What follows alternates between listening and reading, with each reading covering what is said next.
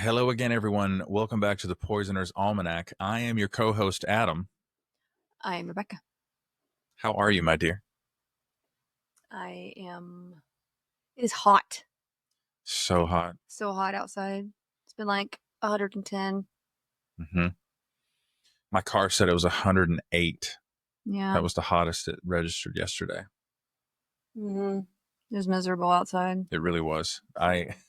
Normally I'm like 2 or 3 evenings a week. I'll go work in the yard, but I have not done it at all this week because I didn't need to do any of the maintenance things, and like it's just so blazing hot. Well, I've got to repot mandrakes. No, to repot my monstera, my like 5-year-old giant monstera, because it is leggy as no other, and I'm trying to get it more to grow a little bit fuller instead of leggy. But I think what I'm going to do is get like a shower curtain liner, lay it on the floor, and do it inside.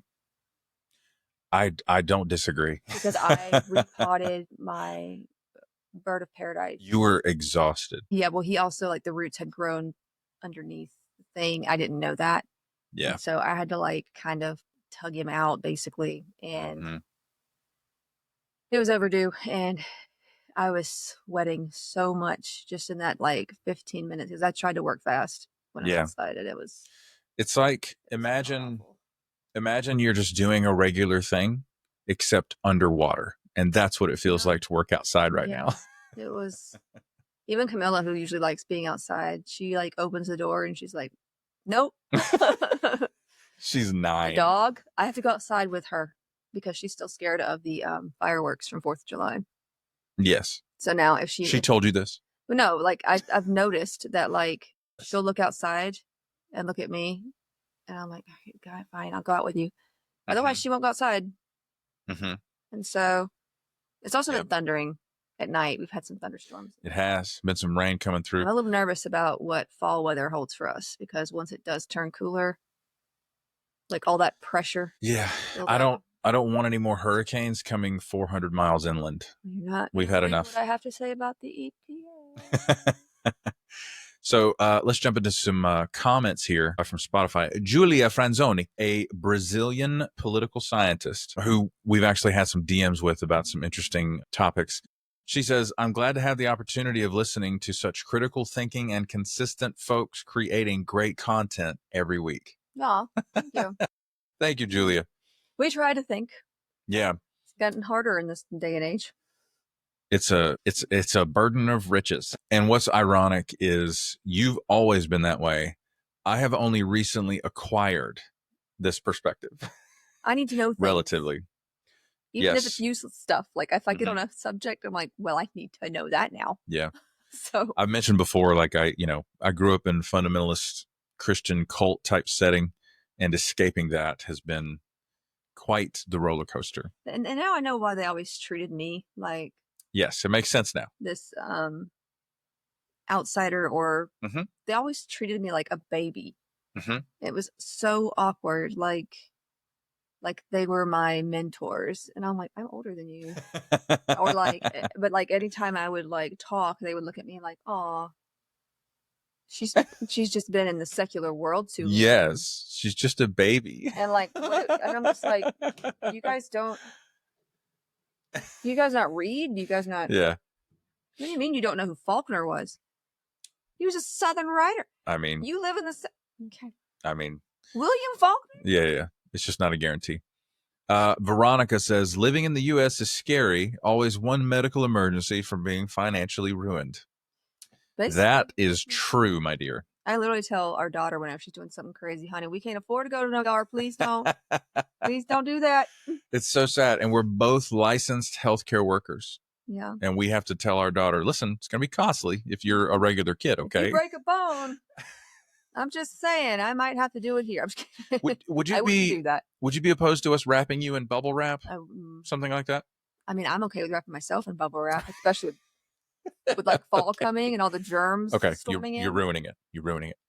Kids going back to school. Of course, mine's going to be here with me, but that's really funny. Still. All right. Poison in the news. This is a fun one, and it's local. I enjoyed it. This is from NBC News reporting. Actually, let me share this. I first saw this story on Facebook with some other local news because, Yeah. it's local, but We got to share this screen. It's too good. I just shook my head and I was like, well, I mean, yeah. Radioactive wasp nest found at site where U.S. once made nuclear bombs. Once. I have somebody on the inside that I know, okay? Mm-hmm. And they're like, oh, yeah, they've started, like, making stuff again. And then he, like, stopped short and he was like, Whoops. Shouldn't have told you that. So the site that this article refers to is the Savannah River site, previously known as the Savannah River plant. It was the bomb plant. Everybody called it, we still call it the bomb plant. It's the bomb plant. We all call it the bomb plant. Everybody within a, 60, 80 mile radius. And we talked about them when we talked about, I think we talked about them when we talked about Ellington. Yes. And how that's right. Like New Ellington became New Ellington because they basically took over. The United States government came in and said, we want to build a thing here. So you are not going to be here anymore. So get out. Yeah, it's and since then they've been, they have labs and stuff out there. They admit to that, but that they're environmentally, environmental. Sure. And the way that they deal with any sort That's all they do is environmental stuff. Sure. Okay. The way that they deal with environmental contamination per se is to buy the land that they contaminate. It's hysterical. Yeah, and well, part of what they do is environmental cleanup because they have to, but they do. More, I mean, they do more than that. Workers at a site in South Carolina that once made key parts for nuclear bombs. Key parts. I'm sure you guys ran that one by the Department of Energy in the U.S. have found a radioactive wasp nest, but officials said there's no danger to anyone. I love that part. In the first paragraph, the DOE was like, listen, here's what you're going to say. It's going to say, there's no danger. Do you understand? Or we will revoke your FCC license. What do you say? Well, I think what they say in there too is they sprayed it, got rid of it. There's no wasps anywhere that we can find. There is no war in Ba Sing Se. But it's like they don't really explain like how did it get radioactive? If it's just a lab. I mean, now some of that radiation is going to be there for a while anyway. From the past, but like sure, it's just they don't really mention that. Employees who routinely check radiation levels at the Savannah River site near Aiken found a wasp nest on July 3rd on a post near tanks where liquid nuclear waste is stored, or so they say, according to a report from the U.S. Department of Energy. Where it's stored, like that's kind of concerning. So, like, is there a leak? They do store nuclear waste over there. But is there a leak? It should be stored in such a way that it's not. I mean, I'm glad that they check. I mean, the workers sprayed the nest with insect killer, removed it, and disposed of it as radioactive waste.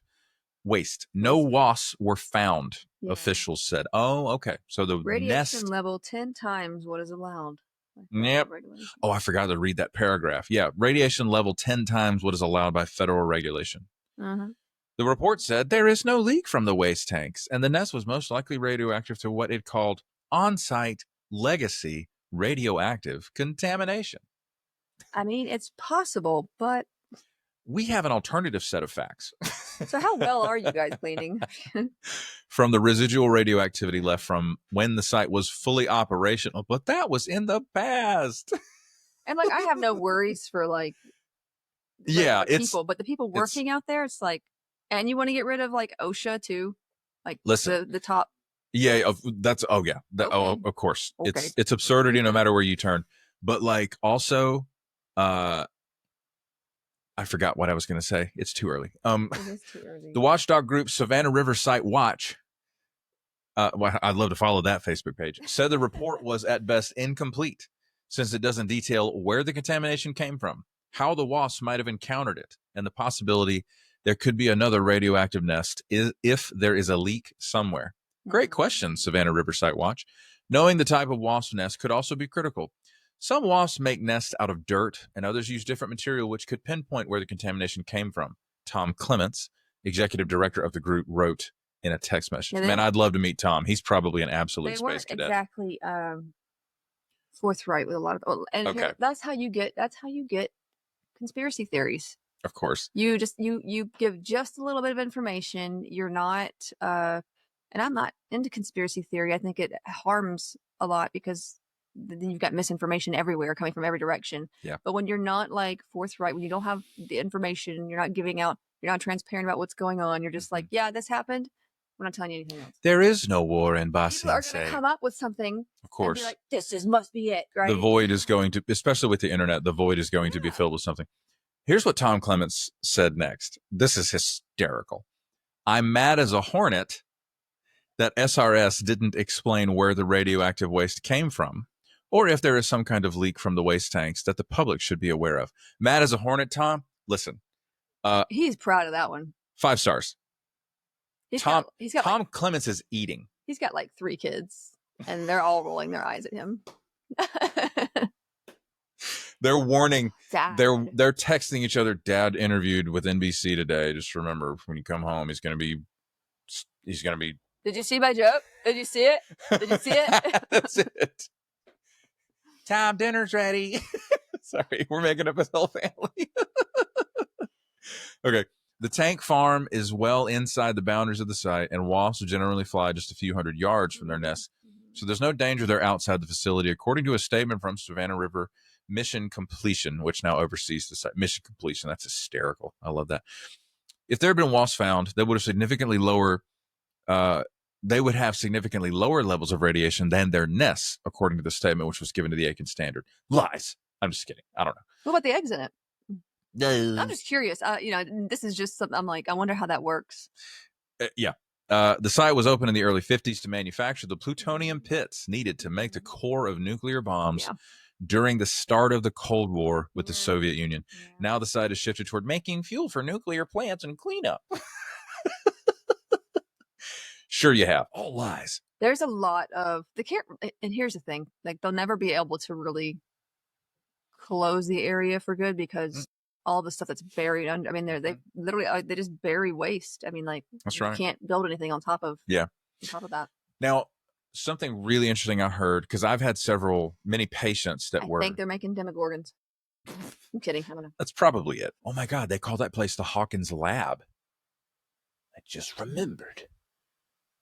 Not Hawkins. Just kidding. God, I want to watch Stranger Things so bad, but I don't want to pay Netflix any money. I don't.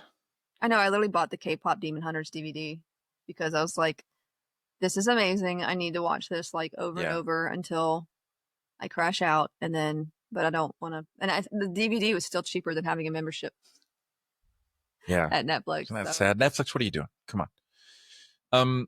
All right. That's going to bring us to housekeeping for the old podcast. Be sure to follow us on whatever platform you're listening on. Thank you in advance for leaving 5-star reviews. Follow us on socials. We have links in the show notes to follow our personal socials and the dedicated podcast socials. The Patreon is up and running. There's a link in the show notes to check that out. Let us know what kind of content you would like to see on the Patreon. For a single United States dollar per month, you can support the show and get access to perks such as weekly bonus episodes, which the last one was a banger. Yeah, did you listen to it? I have not, but I know it's the subject matter. I can't wait. We talked about the Flint water crisis. Mm-hmm. Oh, man. Yeah. Weekly bonus episodes, the opportunity to leave us a voicemail that we listen to and react to here on the podcast.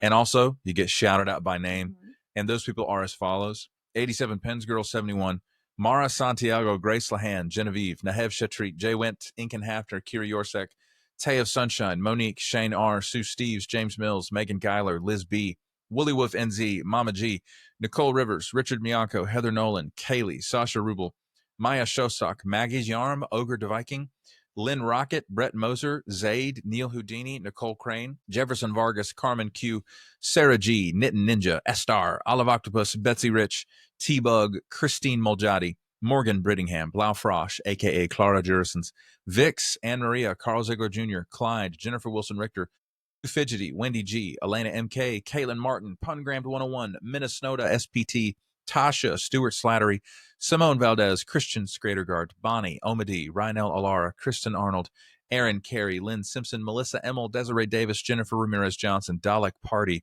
The Warped Witch, Dizzy Dancer, Creative Otter, Yadmet, Supergirl Sway, Rachel, Anya Brandt, Ebby, Lee Marie Matson, Lady Digitalis, Jesse, Shay 10, Julia Franzoni, Sparks, Gloria Eichmann, Thomas Huff, From Strings to Things, Soy Kasumi, Jessica Gasparini, Robert Jr., Caitlin, and Ron Mack, Donna Lanchanese. It's so fun Isn't to it say. Lancanese? I think she said it is like a CH. I think. Donna, let us know. I'm sorry. It's such a musical name to say. Donna Lanchanese. So good. Lauren Smith, Anna G, Serpentine Fire, Melanie the SLP, Stuart Lee, Solstice, Chris Millanak, Mackenzie Kennedy, Libby, Hetty, Hantapalooza, Lisa MN, aka Schmut, J Moon, Kelsey H, and Paper Sky. Thank you all so much. You know what we should do? Like eventually, like we should like give all of those like a number, right? And then roll a d20 and like Yeah. see like and whoever this name pops up, we like give some encouragement for the day or make a haiku. I don't know. Oh, to that Yeah. particular person? That's a great idea, man. Oh, and I just realized I just checked the Patreon page. Also, please welcome our newest patron, Hannah Cook.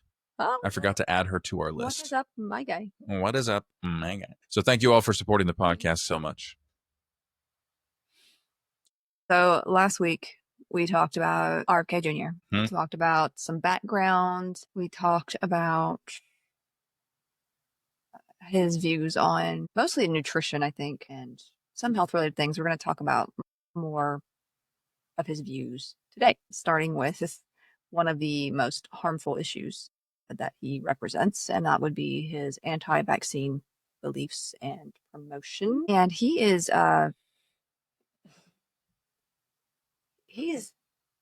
strange anyway, in so many ways. I can't tell sometimes if he's just not there like, mentally, or if.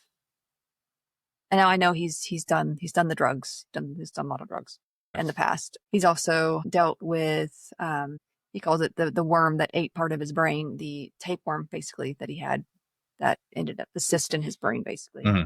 Which we only know about because of discovery in a legal proceeding.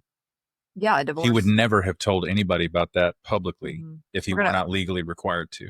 But he also had mercury poisoning around the same time, actually. And so I don't know if he's just not all there anymore. If he ever was, I don't know. He also, fills his head with a lot of conspiracy nonsense, really. Or if he just lies all the time. Which maybe it's both. I don't know. But you're going to notice a lot of wishy-washiness on his part, even when it comes to the whole vaccine thing. Well, some of the things he said in reference to vaccines, he has basically compared doctors who advise vaccines to Nazis numerous times. Ironic. And he's literally said, this is a Holocaust. He has said, I do believe that vaccines cause autism. He said this on Fox News. And as we'll discuss, like I said, he flip-flops a lot on this depending on his audience. That's right. He has also said there is no such thing as a safe and effective vaccine. Again, said this numerous times. He has said vaccines are not tested. Vaccines are actually held to higher standards with testing than other pharmaceuticals because you're giving them to someone who is healthy. That they're they're just held to a higher standard when they do testing. So it's not, that's completely false.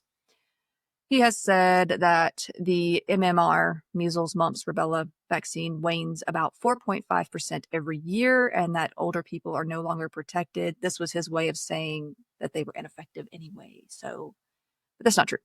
The number is actually more like 0.039%, which is a big difference than 4.5. Where's he getting 4.5?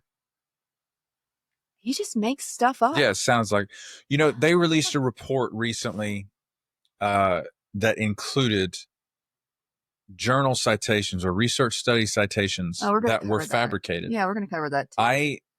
I just, guys, I don't have the bandwidth as a healthcare worker, as a human being, to fathom just how insanely stupid it is to have someone, the Secretary of Health and Human Services, no less, release a report with fabricated citations. Well, it was the White House that released the report too. Even worse. Just yeah.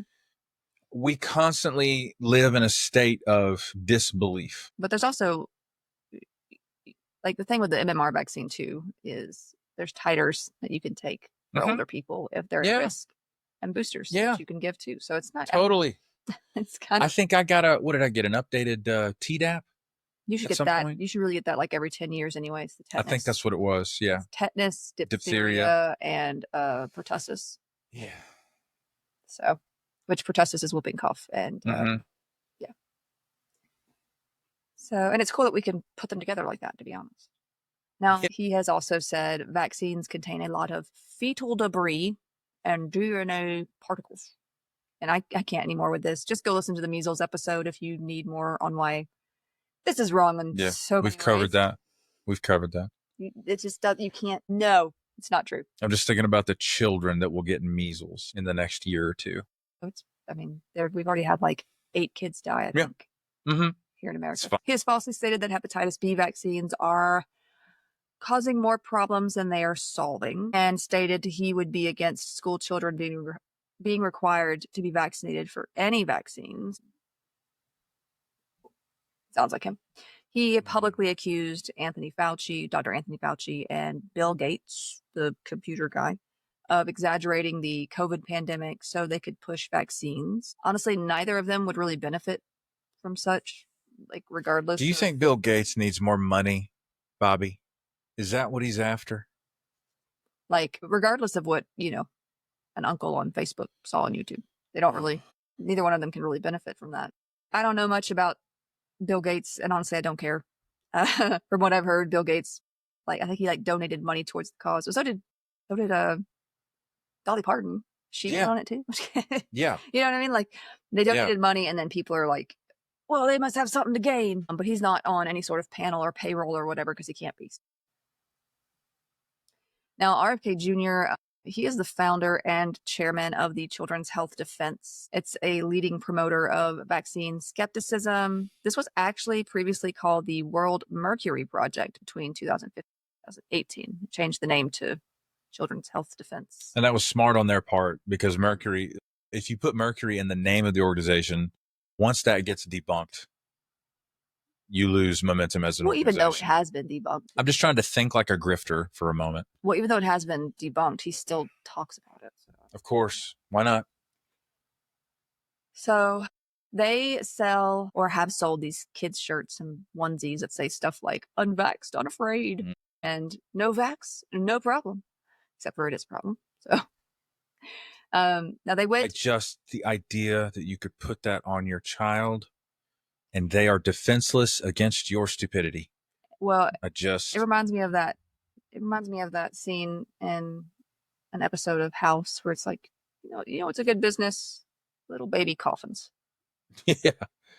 And so that's kind of what that reminds me of. Anyway, so they went in heavy on the MMR vaccine for a time, saying basically all manner of incorrect things about it. He has stated that it caused autism, which it does not. He also stated that it kills our kids. And he apparently got this idea from an incident that he had heard about in Samoa, which he got completely wrong, by the way. The MMR vaccine, when it's sent to other nations like Samoa, it's in a powder form to keep it fresh, uncontaminated, preserved. It's a long journey. It's going a ways. Now, it has to be reconstituted in sterile water in order to be administered. Simple enough. However, there were 2 different nurses around the time, and they messed up and they mixed it with a muscle relaxant instead of sterile water. These are 2 very different, things. Sterile water, muscle relaxant. But why did they do that? I think it was just a mix-up. Just a straight-up mistake? Yeah. Like a clerical error? Yeah, it was just an error. That's awful. A nursing error. So the 2 children who received those 2, vaccines, different areas, they were around 12 months of age, 1-year-old, if you will. But the 2 that received those injections actually died as a result. They stopped breathing and died because of the muscle relaxant, not because of the vaccine. Because you give, it depressed their nervous system to stop it's a breathing. muscle relaxant. Yeah. So it was this yeah. horrible nursing error. But instead of explaining any details, I'm not sure if he even read the details of the situation. He and his group pointed at the 2 Samoan deaths and said, "See, this vaccine's killing people." Yeah. So he posted that all over social media, said it numerous times. He even traveled to Samoa to lobby Yes, he did. with other anti-vaccine peeps against the MMR vaccine there. As a result, by 2018, the vaccine rate fell to 30%. The next year, in 2019, there was a measles epidemic in the area. There were approximately 5,600 cases and at least 83 deaths, mainly in unvaccinated children under 4 years of age. When asked later about this, he responded with, "Well, I didn't technically say don't get the vaccine." You lying piece of excrement. He's a lawyer and he's terming things differently. So, like, I didn't say don't get it. I just said it was killing kids. He said he was there to help install some sort of computer software or, vaccine safety tracking system or something like that. He completely subverted the fact that he's a grifter. Well, and I don't know if he's talking about like the whole VAERS thing, like we have No, here, it wasn't that. because even VAERS is not a verifiable database. There are people who will see if there's trends, and then they'll look at those trends and be like, okay, well, let's go study this aspect of this particular medication or this vaccine, and like we'll see if it actually does do that. But if there's, like some people get on there and they're like, made me bad at COD. Like, people just put anything on there. You can put anything you want on there. I can't hit any headshots in Call of Duty anymore. What's going on? Got to be the vaccine. And people do. They'll get on there and they'll just put anything on there, like just to either joke or, but then people are like, see, I don't know what that is, but see, and so its purpose is to put actual things experienced by people. So whether it's like a symptom, even if it's rare, so that if we can find trends, then we can go back and look and see. Yeah. It's supposed to help. Supposed to, way. But there's a universe worth of difference between crowdsourcing and data collection. I participated in data collection in undergrad. It was a research study studying connection between vertical jump and muscle strength, in particular muscle groups. There was a data collection procedure. You have to collect your data consistently in a verifiable way so that you can rely on what you see or don't see. When you can just when it's just a free-form website, it's like, well, just post on Facebook. Anybody got any trouble with vaccines? It's the same thing. Yeah. Basically, that's basically it. It's supposed to be a free area for you to put. Yeah.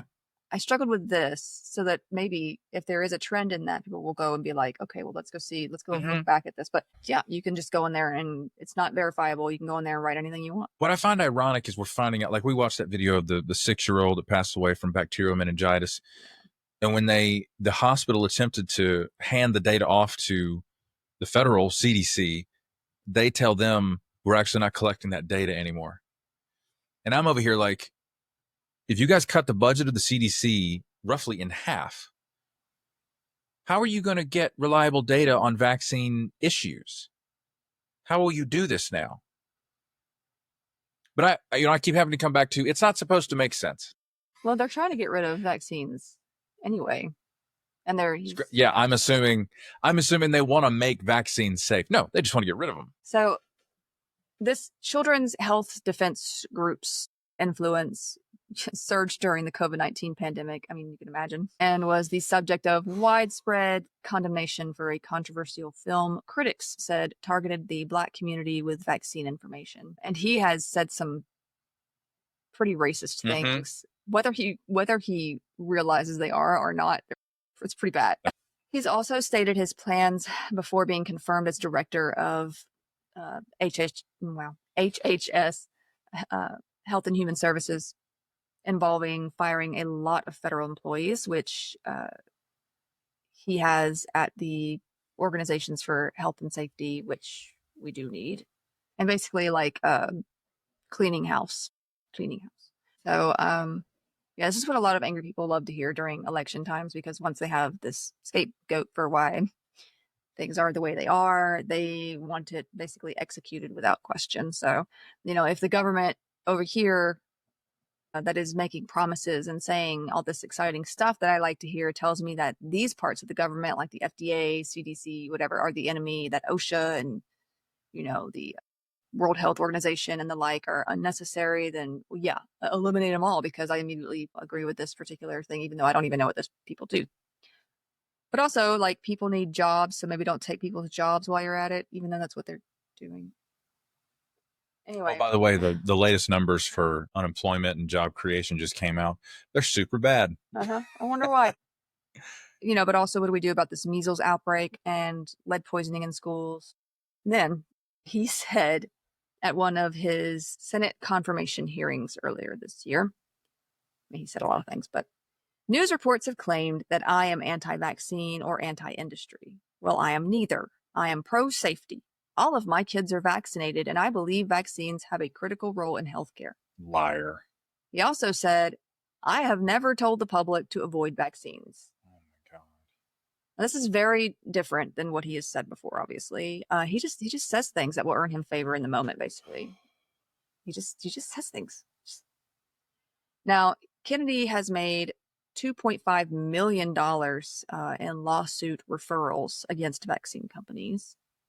He has refused to commit to withdraw his own personal support of anti-vax groups that he has founded and sponsored. Such groups promote the proven wrong theory of vaccines cause autism.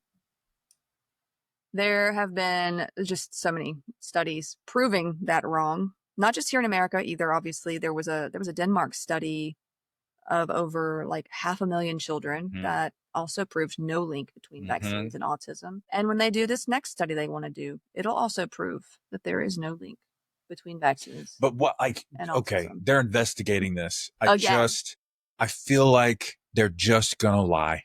They might. I mean, it's not gonna be like, well, we actually, we studied it and we confirmed the results of the Dutch study. They could lie, but it would not be able to get peer reviewed in such a way. But what does that matter now? It just doesn't matter anymore. Like, the world we knew on an epistemological level just doesn't exist anymore. Like, I mean, there are enough people that I've seen like go after him in Congress, actually, who have basically reprimanded him and asked him all kinds of questions about, why are you doing this? Why are you doing that? Like, you're damaging this, you're damaging that. And we have, I mean, like, the amount of research that we have, like, it's beneficial that we have that, because we can still look back to that and be like, there is nothing here.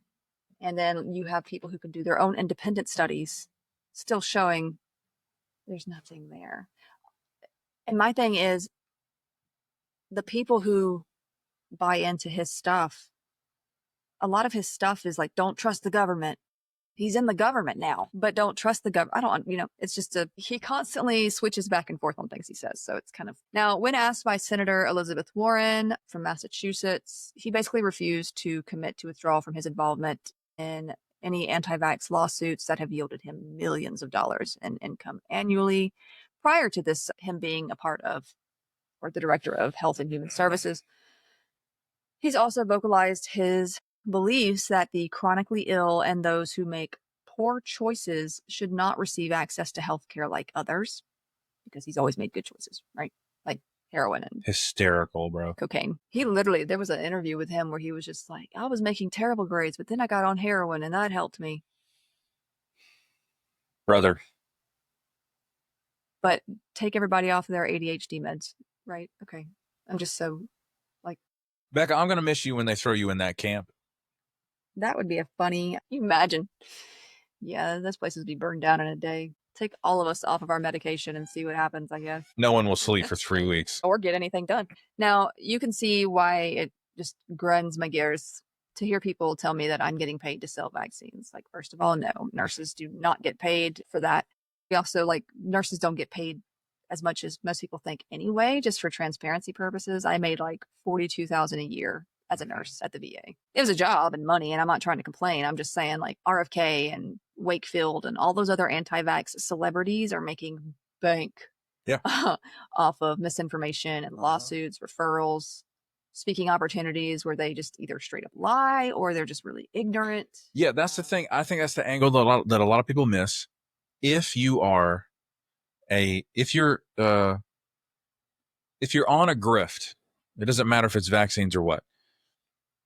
You make the bulk of your income from the content creation, not from actually helping anybody solve a problem.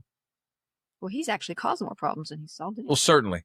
But like the speaking engagements, those people charge speaking fees to show up to their conferences or to be on their webinars.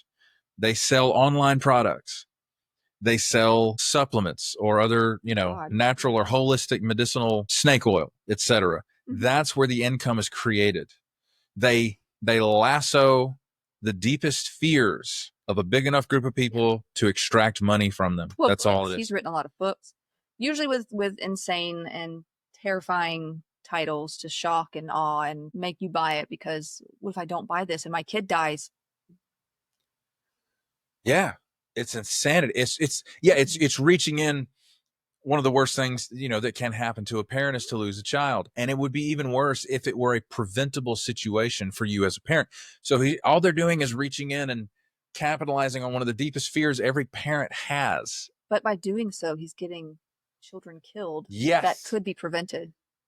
So it's actually doing the opposite.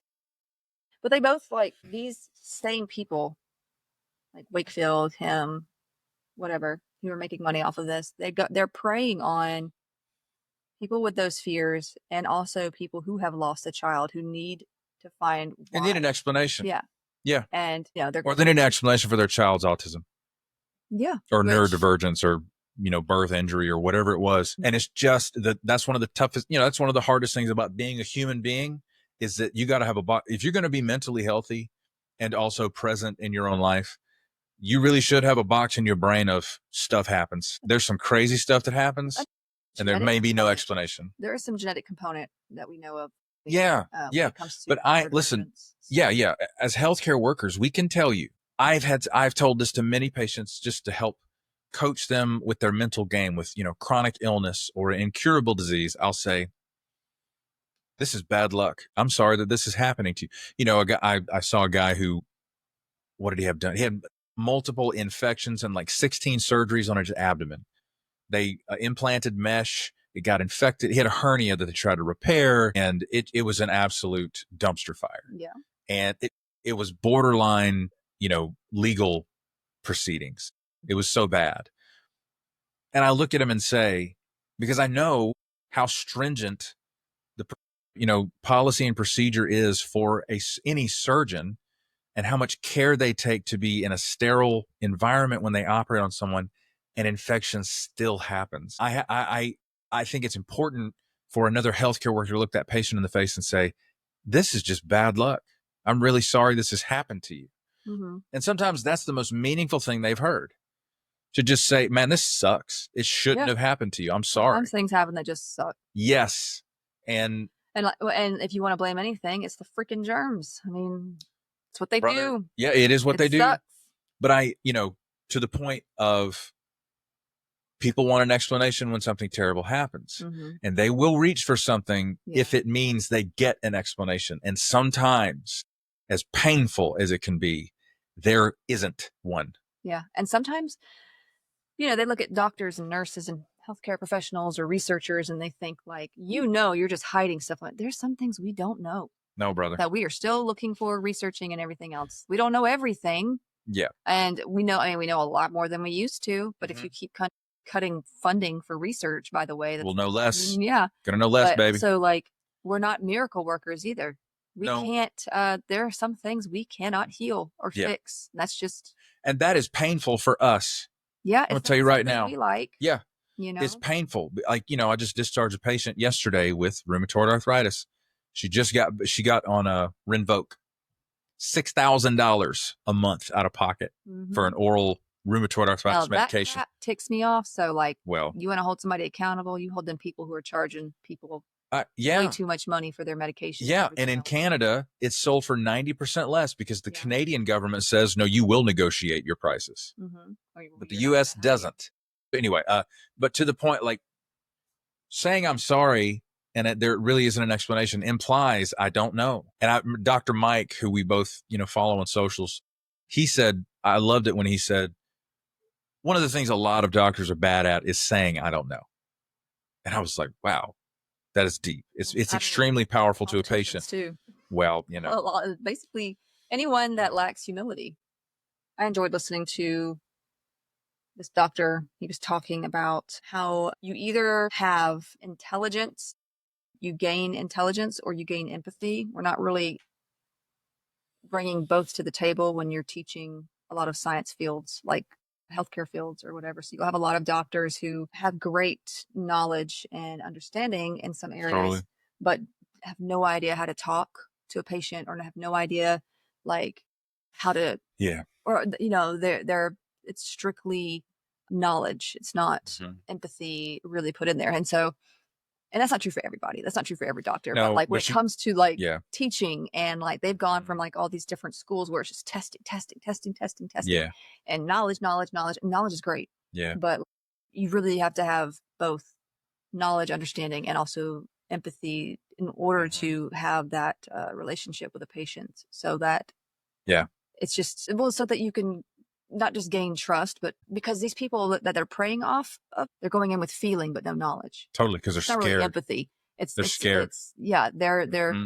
They're going after their hearts, not their minds. Exactly. And so you don't have to have bedside manner to get into medical school. It doesn't take that. They don't have a test to assess that. And so it's much easier to listen to someone who might have something to tell you and it fixes an emotional part of you, even if it's not true, even if it has no evidence. Yeah. So it's easier to grasp onto that kind of It's so sinister. It is. It's the only word I can find. It's like, oh, you are going straight to hell for this. Like you're a predator. You are a monster in the bushes, stalking baby gazelles. That's basically what's going on. And like, I think of, those little baby toys where you fit the shapes into the holes. Like there's some shapes that you can if you wanted to, you can put the little round cylinder one into the big square one. And it's like, it'll fit. It doesn't go there. That's what it feels like they do sometimes. It's like, it's not right, but it'll fit there for a little bit. A psychopath made that toy. Anyway, so, and also like make the square smaller, brother. We're trying to teach children. Crows can do it. You seen the crows that do it? I have. Because you're cute. You get the treats. Anyway, right, I got to stop interrupting you. I just get so worked up. Yeah. Ugh. I feel that. So, and like, I don't get why there's so many people that take medical advice from the weirdest places and the weirdest people. Like why are we taking medical advice from Jenny McCarthy or Jim Carrey or Rob Schneider? So a porn star, The Grinch, and Gigolo Dude are where people are getting their medical advice. Celebrity testimony. It's just love it. That, and like I hate when like celebrities are like, you should trust me on politics. Brother, I shouldn't. Anyway, it's just, I like to go where the science is, not the money, because money can go anywhere. If you're following science, there's going to be times where you're like, well, that didn't work. Crap. Back to the drawing board. Money can make things work if it wants, but it's not going to be true. It's not going to be real. Yeah. So that girl, No Nonsense Spirituality on TikTok, she mentioned how like science is so valuable because it allows us to zoom out beyond our personal biases. It's supposed to. Now, because humans are involved, it's not a perfect process, but on principle, that's how it is designed. It's designed to allow us to discover what we do know and then to be able to explain why we know something for sure. Well, the thing is, if you are not going to be willing to trust the process of peer review, or if you're not going to be able to look at the evidence and say, yeah, that works. That's right. If you're going to be like, well, no, what if this, what if that, then there's no use in talking to you about anything. There's not. And I think these people want to dismantle institutional rapport because they want to hoard all the trust. But then you're going to listen to someone who did a study that was proven to be fraudulent and made up, like Wakefield's. Totally. Listen, You know what I It's mean? Like absurd. it doesn't make any sense. It's absurd, but I'm becoming, the more we talk about this, the more I'm actually, And then people are like, well, considering the they mechanics were of it all. framing him because they're hiding something. It's like, no, that there's no talking. There's no making sense with They them. don't have time to frame anyone because they have to see 60 patients a day. Primary doctors are not involved in a conspiracy. I'm sorry. They don't have time. I'm not the person. I've always been that nurse. You don't want to take the medicine? I don't care.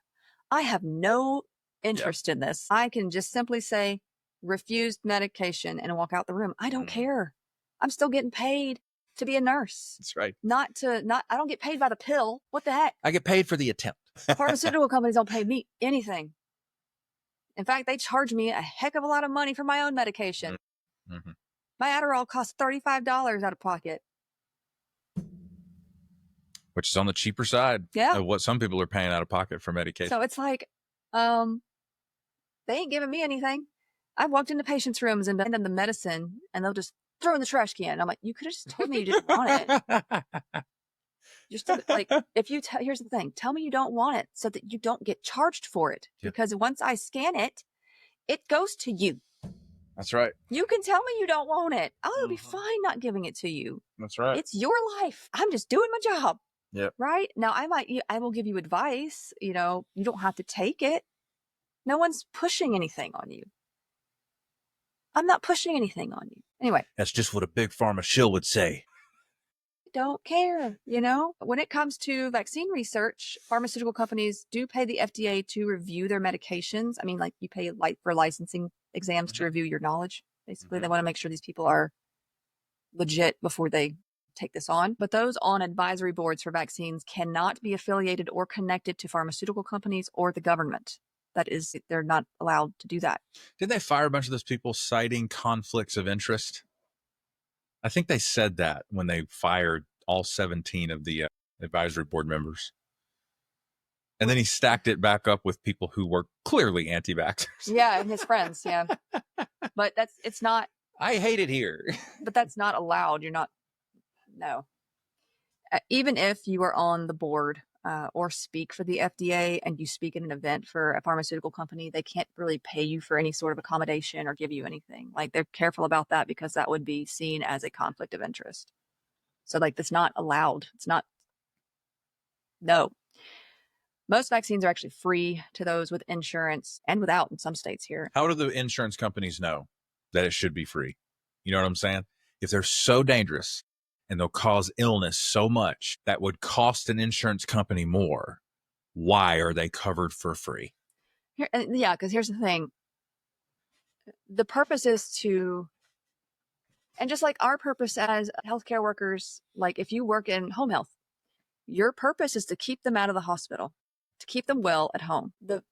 We need vaccines to keep people out of the hospital because when COVID was a big deal, I'm not saying it's not a big deal now, but when it was flaring, when it was, the hospitals were full. They were putting people in the parking garages. You can't function as a healthcare team with that many. You just can't. And so people will die. So yeah. And if you die, you can't pay for medications. Well, there you go. So whatever way you want to look at it, you know what I mean? The COVID vaccine was free. They basically told them it's going to be free for everybody. So whatever they decided it had to be. So we'll come to COVID specifically in a moment. So for those who are super into the idea that pharmaceuticals just make money off of vaccines, it really doesn't make sense. If they want more money off of you, then they wouldn't promote something that would keep you out of the hospital, using more of their medications and equipment. I'm just saying, they'd make more money.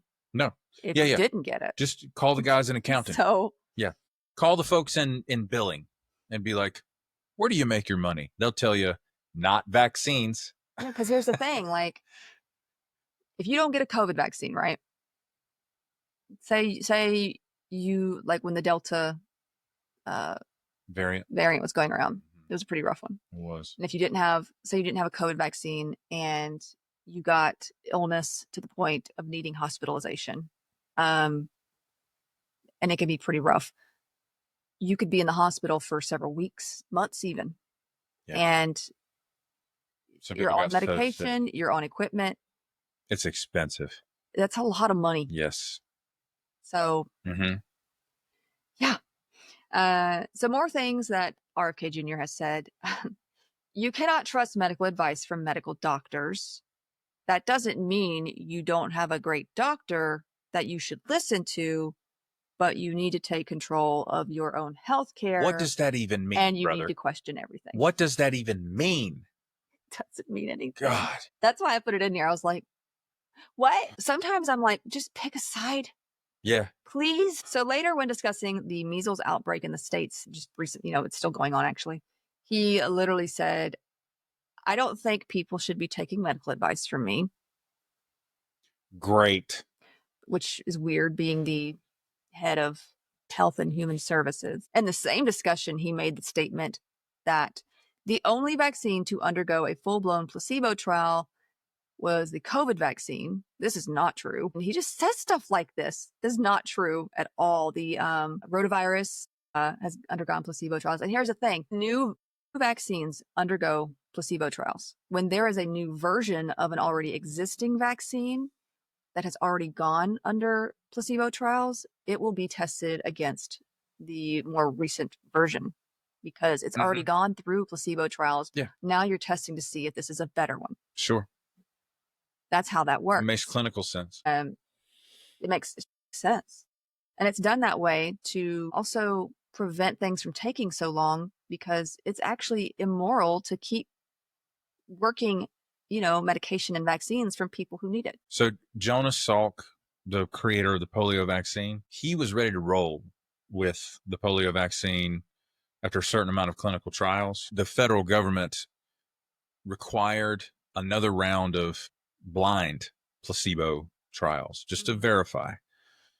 Clinically speaking, he was ready to roll with it because he knew it would work. Okay. The diligence that they went through for that final round means they're giving a fake polio vaccine to children, which means they can get polio. Okay. Now, this is unconscionable now, but this was back in. Though? Because that guy just got off who was giving saline to kids. Brother, okay. He just got off of all criminal charges. I'm gonna suffer a cerebrovascular accident. He said he was giving them COVID vaccines and was giving them saline. A plastic surgeon, no less. Also, why are you getting vaccines from a plastic surgeon? Great question. Anyway. But the cost of going through that next round of diligence is basically 30 children who got polio, and they suffered, various levels of severity. So again, we're all for due diligence. Where's the moral line for this? It's such a hard call. But Dr. Salk was like, we're ready now. And the Fed was like, we need another round. We have to ensure that it's safe and that it's doing what, So anyways, there's that. Yeah. And that's what I mean. They actually look at or test vaccines to a higher standard than they do regular medications. That's what they do. Now, and he just says stuff. He just says stuff like this with full confidence and no healthcare experience. He just says things. Back in 2020, he was asked on camera if he would give his children the measles vaccine still, if he could go back in time or whatever. And he said no. When asked in another hearing on the matter this year if he would vaccinate his children again, he had a bit of trouble responding, saying, for measles, probably for measles. What I would say is my opinions about vaccines are irrelevant. Those ums were in there too. Sorry, I had to put the ums in there. Thank you. Thank you for that. You presented that well. There you go. What?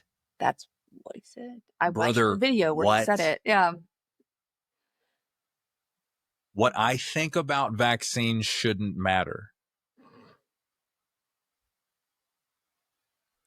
Even though he has taken off the entire advisory board for vaccine.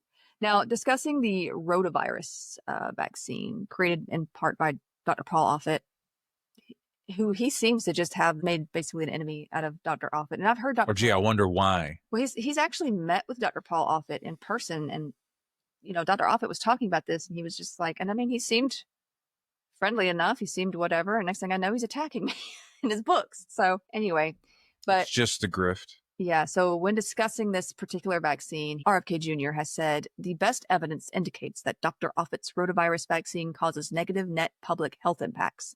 In other words, Dr. Offit's vaccine most certainly kills and injures more children in the U.S., the United States, than the rotavirus disease killed and injured prior to the vaccine's introduction. That's in his book, The Real Dr. Fauci or whatever. Some facts on that. Rotavirus causes bad vomiting and diarrhea in children to the point of severe dehydration and death in some cases. Now, before the vaccine, 50,000 to 70,000 children were hospitalized every year here in America for rotavirus. This number has dropped to 50,000 since it came along, the vaccine. In some parts of India, rotavirus was causing up to 113,000 annually. And there were other nations struggling with the same sort of numbers before the vaccine came along. So RFK Jr. apparently read this pamphlet on the vaccine, but he had no idea what he was reading or how to read it because he was just he listed off the conditions that I thought you were going to say because he doesn't actually know how to read.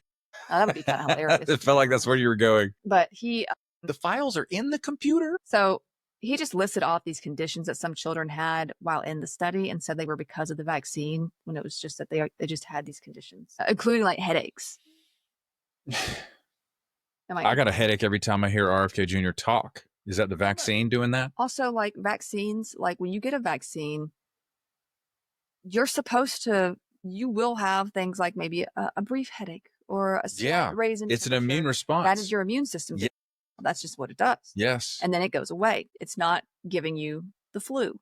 Now, could you have caught the flu the week before you got the vaccine and now it's showing symptoms because it does take that long to show symptoms in you? Yeah. Yeah. You could have had the flu already before you got the vaccine. The vaccine, may or may not help it be a more mild illness, but that doesn't mean, that the flu shot gave me the flu. Doesn't give you the flu. flu. Wow. You get to vote, don't you? I will say the nasal one is like a lower concentration. Well, no, you have the inactivated virus that you get in the shot, right? With the nasal one, it's like a bit of the virus, but it's weakened. And so like you may have more symptoms with the nasal. From that one? Yeah, from the nasal one. Sure. They both work. It's just you may have more side effects from that because of what it is. Yeah. Now, so yeah, he just says things. He's not exactly literate in medical literature. You don't say. Now, while on the topic of the rotavirus vaccine, in 2005, he actually wrote a report titled Deadly Immunity, which made it into Salon and Rolling Stone magazines. In this publication, he stated, remember this is 2005, a study that mercury in childhood vaccines may have caused autism. He also said the government rushed to conceal the data and to prevent parents from suing drug companies. This article was so poorly written, it had to be corrected 5 times after its original publication. And I have the dates. I have the dates of when it was. June 17th. He personally wrote this? I went and found these dates. Okay. He personally wrote this. That's embarrassing. June 17th, June 22nd, June 24th, July 1st, and July 1st, 2005. So it had to be corrected all those times, but then it was retracted not too long after the 5th revision, and the publishing editor has since called it the worst mistake of her career. So that says something. Why would you ever be in danger of making that mistake, ma'am? What are you talking about? Or it could have been like presented to her and she might have just been like, yeah, just publish it, whatever, instead of like going through it. And I need to mention like what professor in undergrad or cracks, what professor or undergrad professor, law school professor or undergrad professor is going to fail a member of the Kennedy family? Do you really want that smoke? I mean, I would. Well, of course you would. You understand what I'm saying? Yeah, I get somebody's a last name, it can get you places that money you don't too. belong in. That's what I'm saying. Well, they have both. They're a legacy political family. I mean, he failed the bar the first time he took it, and then he didn't go again until anyway. He had jobs in law before he actually passed the bar. Of course he did. So ask me if I had jobs as a physical therapist before I passed my licensure exam. Now, he was likely referring when he talked about mercury to thimerosal, which Oh, they're Thimerosal. easily confused. We'll talk about that in a minute because we have talked about it before, but since we're mentioning it, it might be important to remind others. Now, as a precaution, thimerosal had been removed from childhood vaccines around 2001. There have since been numerous studies showing the safety of thimerosal, but still it wasn't even in childhood vaccines when he wrote this report. So I'm not sure why he was even writing about it. Also, since its removal, rates of autism have not increased, despite what he has said. There's a difference between rates of getting diagnosed younger and rates of autism increasing. That's not how it's not, no. So he also went on to write a book on the subject even after this situation. Well, I mean, making more money on misinformation. Of course, we were screaming to hear more from this guy. Yeah. Now, on May 27th of this year, he changed the CDC guidelines for vaccinations on his own without consulting the customary advisory panel of experts at all. This is before he fired all the experts anyway. He announced the change in a 60-second X post, or like Twitter. There's a video? Post, maybe. If you don't know, the typical, I don't get on X. It's too much dialogue on things I don't care about going on there. And also, you can just write anything you want. People like him do that. If you don't know, the typical guidelines come from a panel of experts on the matters of disease and vaccines. These experts are also not allowed to be connected to pharmaceutical companies. Yeah. No conflicts of interest allowed. Yeah. And they are volunteers. They're not paid. Oh, I didn't know that part. They're volunteers. Okay. A lot of people have this idea that doctors just push vaccines for various reasons or whatever. Like you go to a doctor and they're like, you need all these. But there is a schedule that these are given on based on many factors. And I know we've discussed measles a lot because it's been in the news a lot. Yeah. But there are so many diseases we don't die from or are not disabled by because, well, we have been vaccinated. We don't have to watch our children cough until they break ribs or simply turn blue and die because of pertussis or whooping cough. Because that's what it will do to you. Dr. Mike says that vaccines are like they're a victim of their own success. No, that was oh, I'm sorry. That was Neil deGrasse Tyson who said. Oh, right. Sorry. Because they've eradicated the disease they were supposed to. Mm-hmm. Now people are free to make up things about those diseases because they're not around. Like I have so many quotes and who said them in my brain after these last few weeks. I appreciate that. I make sure that I know what I'm. Unlike some people. Well, you know. Actually, whooping cough was once called a 100-day cough because of how long the misery lasted. So if you didn't die, you were still in misery for a long time. 100 days. And you may still have that cough longer than that. Now, we don't lose kids to bacterial meningitis nearly as often. A horrible, quickly acting illness, kills very quickly. But there is, I think at 4 months, you get a vaccine for meningitis, and then later you get it again in high school, middle school, high school. Yeah. So polio. There's a reason why we don't hear about polio anymore. Old Miss McConnell. However, I've heard mention of them wanting to remove that one too. So. Well, yeah. Why not? But hepatitis, diphtheria, HPV, which causes cervical cancer, by the way. So many others out there are held back by vaccines. And for those out there who think, well, this only affects me, it doesn't actually. When people stop vaccinating their kids and there are other kids around, diseases like measles are bound to show up in huge outbreaks. Whether it's because it's like, well, if your kid's vaccinated, why does mine have to get vaccinated? And it's like, well, some babies are not vaccinated until a certain age, first of all. Also, if you lose that herd immunity, meaning like if there aren't enough people who are getting vaccinated, those who cannot be vaccinated for certain reasons, like maybe they have allergies to something in that vaccine, or they're immunosuppressed, so it doesn't work as well on them, or for various reasons, those people are going to get sick, and that's more people getting sick, and the more people get sick, the more spread it is. And so even if you are vaccinated, if enough people aren't vaccinated and are getting sick, that's still more chance for you to also get sick, even though you're vaccinated. That's right. They're not 100%. You need that herd immunity for many of these diseases.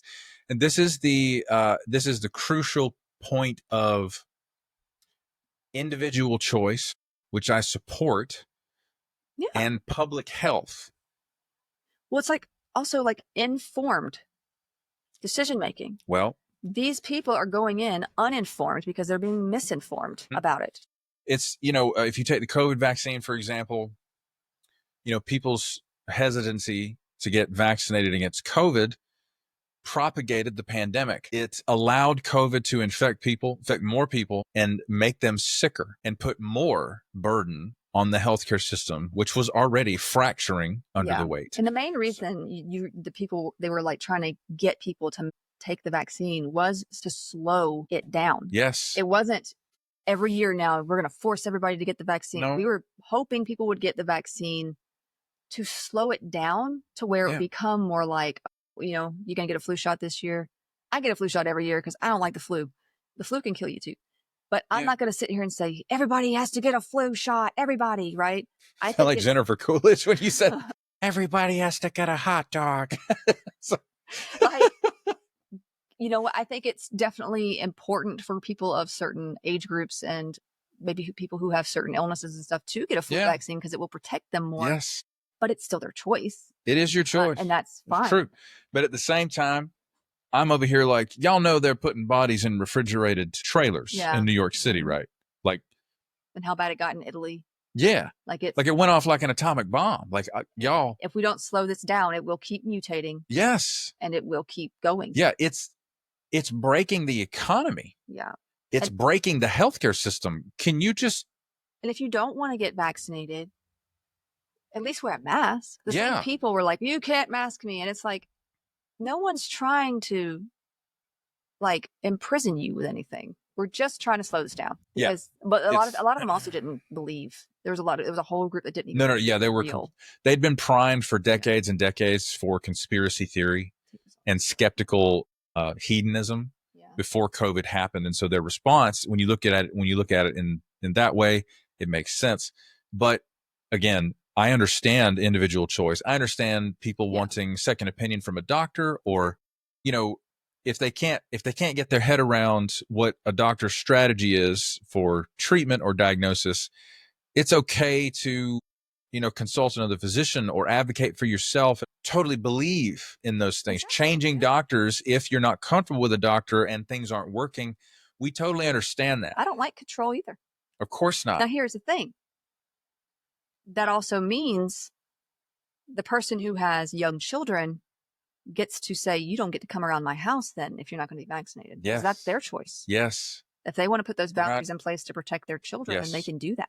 And but when you're talking about, that's true on that scale, when you're talking about hundreds of millions of people, it's like, oh my God, you think that you are a champion of individual liberty, and what you are is an agent of chaos. Like, you can choose not to do this thing, but there are places that may also say, well, then you can't come in here because you might make these people sick. It's not because, well, we just don't like your opinion. No. It's to protect It's clinical, people. Man. Yeah, it's a clinical determination. Cares. Yeah. These are places where kids are around each other a lot. And kids, they're picking their nose, they're rubbing saliva and spit everywhere. Young children are petri dishes of disease. And, and it sucks. Yes. So, they want you to have these immunization forms so that they can keep people safe and the school going. Yeah. Because those same people, they're going to close the school because too many people get sick. Why are they closing school?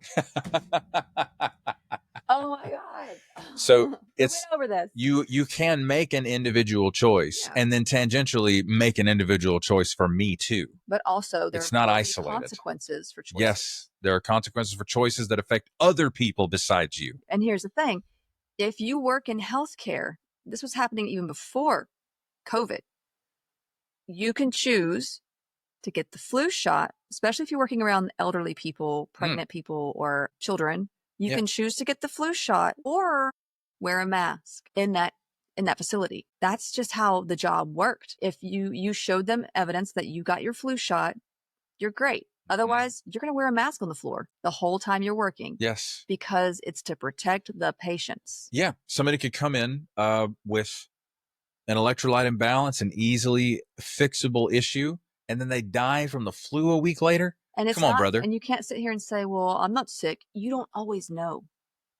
This is what's done. They're called incubation periods, man. And for COVID, it could be long, 2 to 14 days. But like, I'm exhausted. but for I can't take it. like if you, okay, as a nurse, if you go into a room and you know that patient has MRSA, you know that patient has C. diff, you're going to put stuff on so Oh, you God. don't catch it. You're kidding me, man. You don't want C. diff. No. Trust me. So anyway, I know we're totally, and this is a lot of this. But this is all pertinent. This is all pertinent. This is in my notes, and Yeah. we'll skip some of that stuff as we Sure. get to it because Sure. I was going to talk about it anyway. So Okay. we're not Okay. completely off All right. here. It's needed information. Stick with us, everybody. When did Saruman the Wise abandon reason for madness? And then wizards fight. That's what it feels like. Now I see like Gandalf. Exactly. It's the way we all felt. It's how we all felt. And he does not share power. So, and there's this disconnect though, because it's like they're attacking us. It's like, no, we just want to end this. We're not trying to attack you. We're not. You see, like I've told you, if you refuse a medication, as when I'm the nurse, refuses medication, great. We are trying to prevent the reappearance of an eliminated disease. It's just that's what we're doing. Like it feels like it's either this or that, and there's no in between for the way some of these people think, right? Brother. It's like, no, if you ask me to do this, then you're trying to make me and control me and do all these things to me. What? Yeah, like measles, for instance, it can kill children. It can leave others disabled. Of course. It can permanently damage your immune system. There are people, though, who believe that measles doesn't kill kids. All right. It can. That's fine. It has. It's still doing it. Not every child is old enough, like I said, to be vaccinated either, so it's important for them. The typical age for first MMR vaccine is 12 to 15 months. So if a baby is around unvaccinated children who then catch measles, that baby will likely get it. And that's not just me being pessimistic. Measles is one of the most contagious diseases that we know of. You can't control it, brother. It's insane how contagious that disease is. Whooping cough is pretty scary to witness as well. Yeah. And this isn't just true for children. Vaccines are safe and effective. None of them are 100%. I mentioned that. Some come miraculously close, though, like 98% for some. Brother, that's insane. If it was 30%, incredible. It would still be worth it to take the shot. Yeah. You kidding? So if a microbe is allowed to basically roam among parts of the population, it can mutate. It can become where it can, move past our current abilities to vaccinate against it. So that's the tipping point we do not want to approach. If you thought COVID was bad, watch measles get a gain of function mutation, brother. You don't even. You think movies, you think like Contagion or Outbreak or movies, you want to watch that happen in real life? We better hope avian flu doesn't become people to people. Don't say his name. That's all I'm saying. Don't say his name. I've seen some things. He who must not be named. So when RFK Jr. was voted in as director, secretary, whatever, of the HHS, he was said to have agreed with Senator Cassidy, who himself was a doctor and Republican who gave him his vote. He did so cautiously, asking him that basically getting him to agree that he would not change these guidelines, these CDC guidelines, or go after the advisory committee. He said, I want to know that you're not going to do these things. And there's footage of this. Yeah. The committee testimonies are televised. So, well, he says he did not agree to do this later on, even though it's televised. It's on tape. There's footage of him doing so, and he didn't, like I said, just go after this committee. He fired all 17 experts on it. He later hired 8 newcomers to the committee. Some of them are his buddies that he's worked with, also vaccine critics, well known. And you know how annoyed I get when misinformation about life-saving measures are tossed about. One such being vaccines, of course. And I've mentioned we have a whole episode on measles and what's in the vaccines. I talked 2 hours about that. Mm-hmm.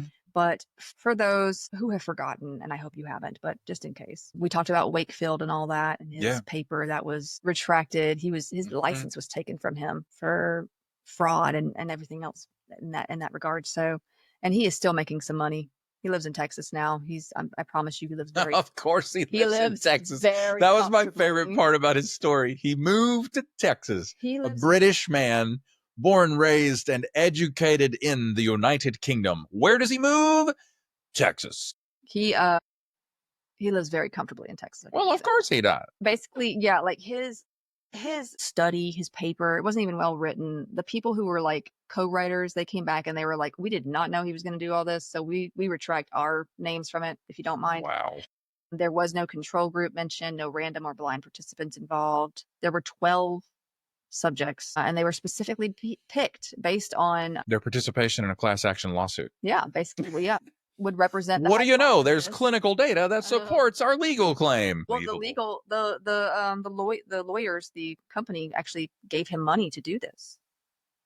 We know that. I mean, and the parents were already inclined to go after them for that money. So any true crime fan would be able to figure this out. So yeah.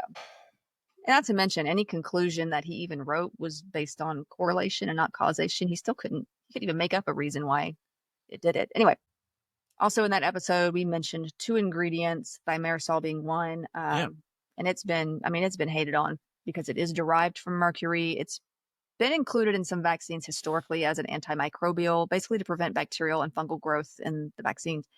Its dosage was always enough to destroy pathogens, while much too low to have caused any problems anyway. You actually get more mercury from eating tuna, essentially, which RFK Jr. should know because he was once diagnosed with mercury poisoning attributed to ingesting too much tuna, perch, whatever. He literally had to have chelating treatments.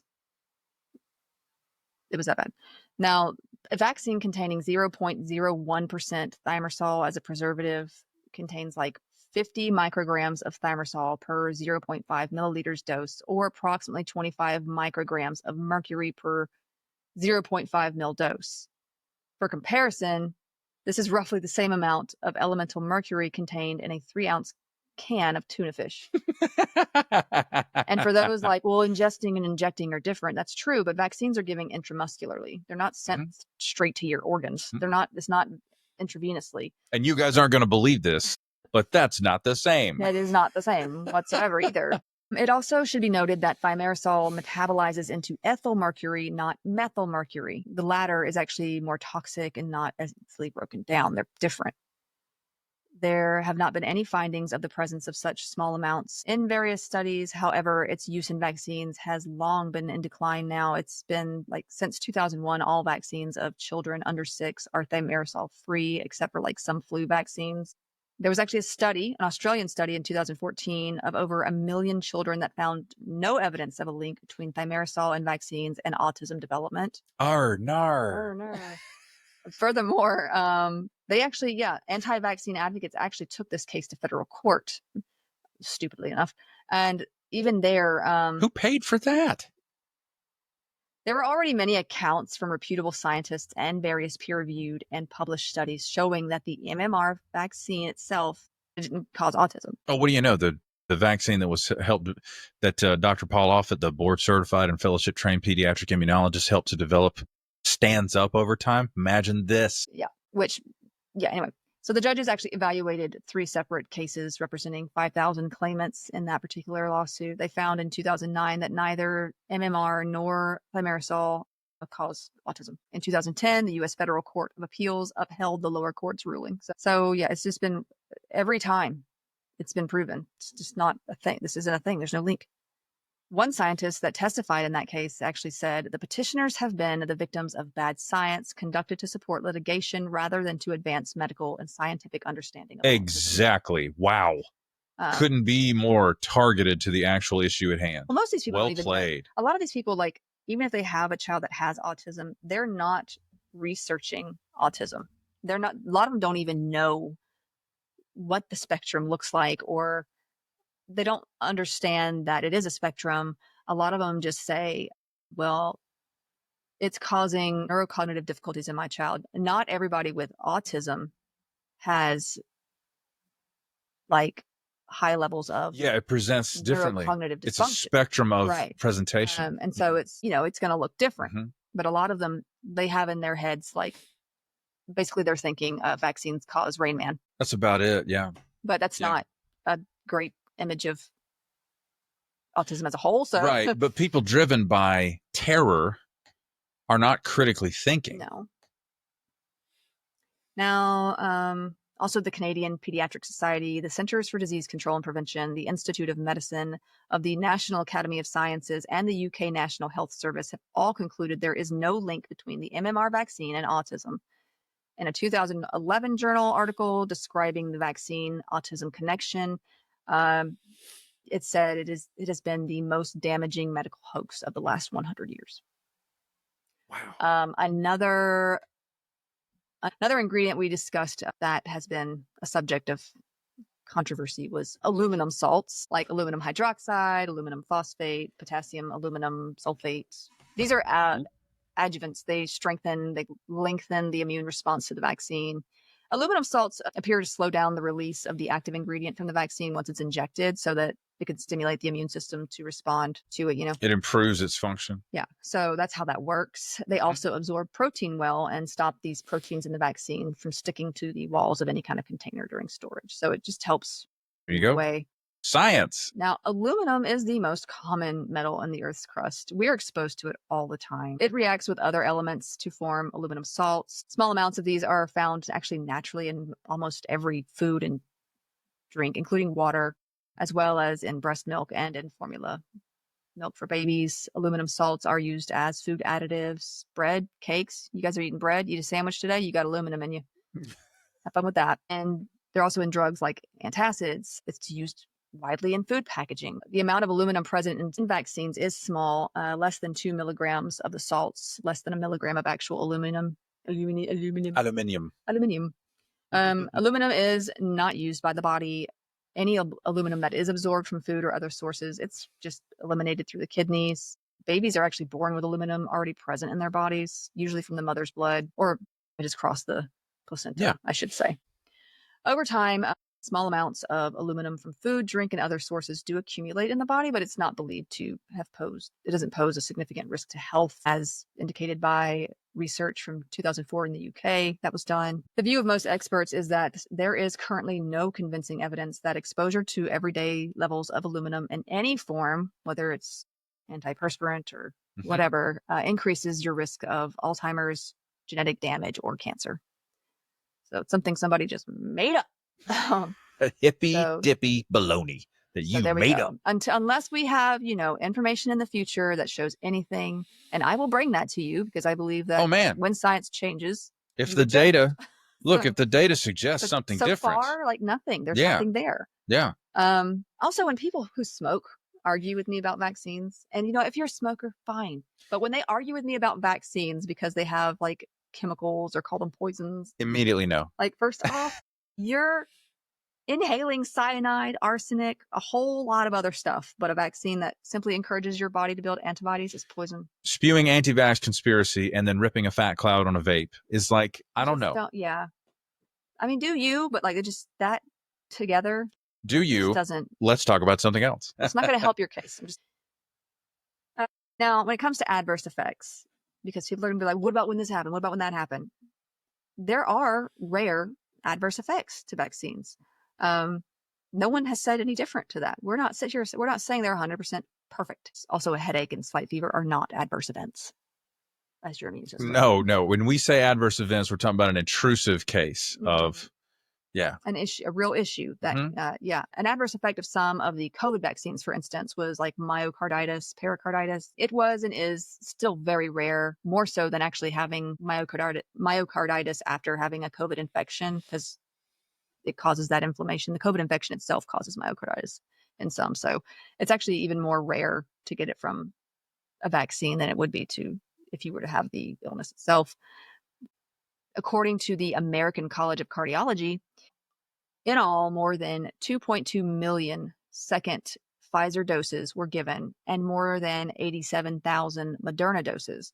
Within 21 days of the second dose, there were a total of 59 myocarditis cases, 21 with Pfizer, 31 with Moderna, likely because Moderna was a bit stronger. Yes, it was a higher concentration. Yeah. I do remember. And there were also 41 pericarditis cases. Pericardy. 21 with Pfizer, 20 with Moderna. Researchers also looked at rates per million doses, and the rate was 35.6 cases per million for Moderna and 12.6 per million for Pfizer. an almost threefold increase after Moderna shots versus Pfizer. Mm-hmm. Comparatively, rates of myocarditis in the general population in 2018, obviously before COVID, were 2.01 per million in people under the age of 40 and 2.2 per million in people over the age of 40. Excuse me. Mm-hmm. Also, the majority of these cases were mild and resolved. According to Naveed Janjua, I hope I said her name right. Sorry if I didn't.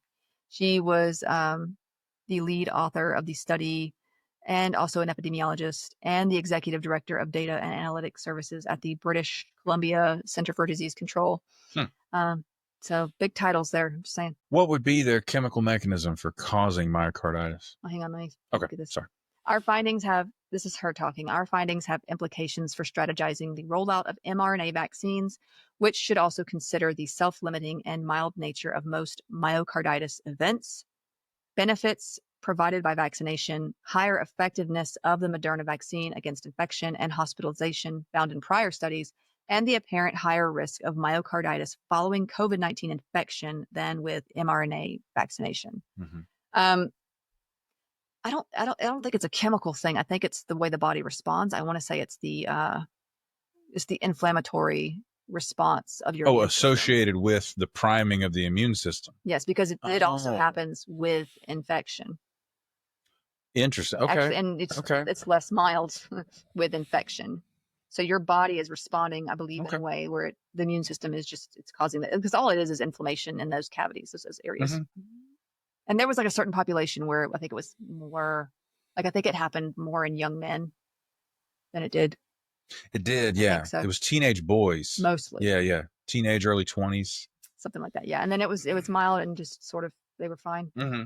Now, the AstraZeneca and the J&J, Johnson & Johnson vaccines did have some links to the adverse effect of thrombocytopenia syndrome. This was also still rare, but more serious. It prompted the CDC to actually change the recommendations on the J&J in particular, stating that those receiving it had to be over 18 and had to specifically request it. It instead recommended Moderna and Pfizer over it, basically. Yeah. And that's what good science does. When something new shows up, you adjust and you do more research. Yeah. It's not being swept under the rug. It's being like, oh, okay, we need to take a look at this. Yeah. You can't make somebody sick. Right. It's you can't be causing another issue. Even if it's rare, you're going to look at it and say, you have to look at it. What's better statistically here? Yeah, you have to examine it. There's a stand-up comedian named Dustin Nickerson that was talking about the Johnson & Johnson shot, and he's like, I imagine they were sitting in their boardroom and they were like, remember what we did? Because like Moderna and Pfizer were a 2-shot series, and he was like, you guys remember what we did with shampoo and conditioner? They combined them into one. So yeah, that's just what good medicine looks like. That's what good science looks like. Medicine has been that way for centuries, and thank God it has, or we'd still be bleeding each other and purging our guts out over things, right? We've already discussed fluoride in its own episode. I know he's talked about that a lot. I will just restate here that it takes a large amount of fluoride to be poisonous. The only reason that it's included in drinking water, and it's only at like 0.7 milligrams per liter on average, around that. And some are less actually in some communities here. It's to help with strengthening tooth enamel, especially for poor communities, children in those communities who do not have access to dental care. It just is what it is. Dental care, it's imperative to good health. Gum disease can lead to heart disease. It can lead, infected teeth can lead to sepsis. Abscessed teeth actually killed people in the Victorian period. They discovered sugar, by the way, and it was like, this is great. And then they died of teeth abscesses. So not great. Yeah, protecting your teeth, it's a public health cause. The government is not trying to poison you with fluoride. If they wanted to poison you, they could be way more creative, I'm sure. Fluoride is not the way they would do it. Plus, you can't pay taxes consistently if you're dead. Well, now, ingesting too much fluoride, like swallowing a bunch of toothpaste, is not a good idea. That can make you sick. Ingesting the fluoride used in pesticides can kill you because the dose makes the poison, and it's a pesticide. Now, there are pesticides and hormones. They talk about that in our food as well. Pesticides, probably. I mean, growing crops means pests, and those pests can feast. I've tried to grow my own garden. It's hard. And So pesticides, natural and synthetic, are used to control these so we don't end up with famine. Yes, some historic famines were caused by pests, not all. And some of those pests were people. The potato issue. My Irish peeps will know what I'm talking about. We could totally go in on that. Yeah. Some pesticides are people. Anyway, organic here means no synthetic pesticides. Doesn't mean no pesticides whatsoever. Hormones, of course, all plants and animals produce hormones. So you're going to ingest hormones when you eat it. If a product says hormone free, that is inaccurate. It looks good, so people buy it. Nothing that you eat is hormone free. Now, it's added hormones that are what most people who know what they're talking about mean. Like growth hormone given to cows or whatever. While banned in the EU, here in the US, farmers are allowed to give cows 3 natural hormones: estradiol, testosterone, progesterone, which they make already anyway. And then there's 3 synthetic hormones: zeranol, trenbolone acetate, and melangestrol acetate. These are used to promote growth rates and feed efficiency so that they grow faster with less feed, so that everyone can have their burgers and steaks without limit, basically. Y'all know, even the people complaining about hormones and the meat be like in that store fussing when there's a shortage on anything, blaming it on somebody, something. Why don't I have enough of my meat? So here we are. You want to have an abundance of meat. It just is what it is. Now, organic in this case, you can get organic. This does prohibit the use of synthetic hormones. Natural ones can still be used. There are a lot of varying and conflicting reports on whether added hormones cause health problems or if they just get metabolized. But I will say that we really shouldn't be eating beef all the time anyway, because red meats themselves are carcinogenic. You should not be eating beef, pork, a lot of that all the time anyway, because they can cause GI cancers themselves. Sorry, said what I said. Yeah. Seed oils. RFK has promoted this idea that seed oils are unhealthy and harmful. According to him, Americans are being unknowingly poisoned by seed oils. I don't know where. So stupid. I don't know where he gets that. Brother, if everybody's poisoning us, they lose revenue. You can't sell your food to dead people. You can't collect taxes from dead people. The government and big food industry are incentivized to not kill us. I'm sorry. We always need an enemy to fight, I guess. I'm back. And usually the ones that are, I'm not going to, okay. So he's promoted this idea. I don't know where he got this exactly, but he wants restaurants to go back to using beef tallow and animal fat. Brother. This is honestly so out there. Most nutritionists have been really confused as to why he would say this. So seed oils, this is like sunflower seed oil, safflower, soybean, canola, cottonseed, grapeseed, some others. Your oils like olive oil and avocado oil, those are going to be your fruit oils, whatever. But these are mostly composed of unsaturated fatty acids, including mono unsaturated and polyunsaturated fat. Most seed oils are high in one type of fatty acid, omega-6, and low in another type, omega-3. Those fatty acids are actually essential for human health. Our bodies don't make them on their own. So we get them from foods. Now, some conspiracies have risen up around the way the oils are produced, claiming it leaves behind toxic byproducts of a chemical called hexane. Hexane is toxic as a gas, but any used in the extraction of oils is evaporated off, and I'm pretty sure they're going to be using that same process for other oils anyway. So what you do is you pluck one molecule from a gargantuan biochemical process, and you drop it into the hands of people who have no idea what they're talking about, but they're scared, and all of a sudden they know the secret information. Heck, it's hexane, bro. It's like, my man, my brother in Christ. Hexane is. You are not a chemical engineer. You are not a food scientist. You don't understand. No, you don't even know that means it has 6 sides. Another theory floating around is that they cause inflammation, which has been proven false, actually. The elusive inflammation boogeyman. Here's the thing. Despite what you eat, you're going to have inflammation in your body at some point from something. So yeah. Your own immune system causes inflammation. Yeah. While they are used in some ultra-processed foods, there is no evidence that the seed oils themselves are a problem. They just happen to be in there with the other stuff. Also, beef tallow is processed. itself and is high in saturated fat. Yes, which is linked to heart disease. Yeah, and a lot of other stroke. things, cancer. Yes. The American Medical Association and other such organizations, have provided research consistently showing that plant-based oils reduce so-called bad cholesterol, lowering the risk of heart disease and stroke, especially compared with sources high in saturated fats. Mm-hmm. Looks like Santa is watching his saturated fats.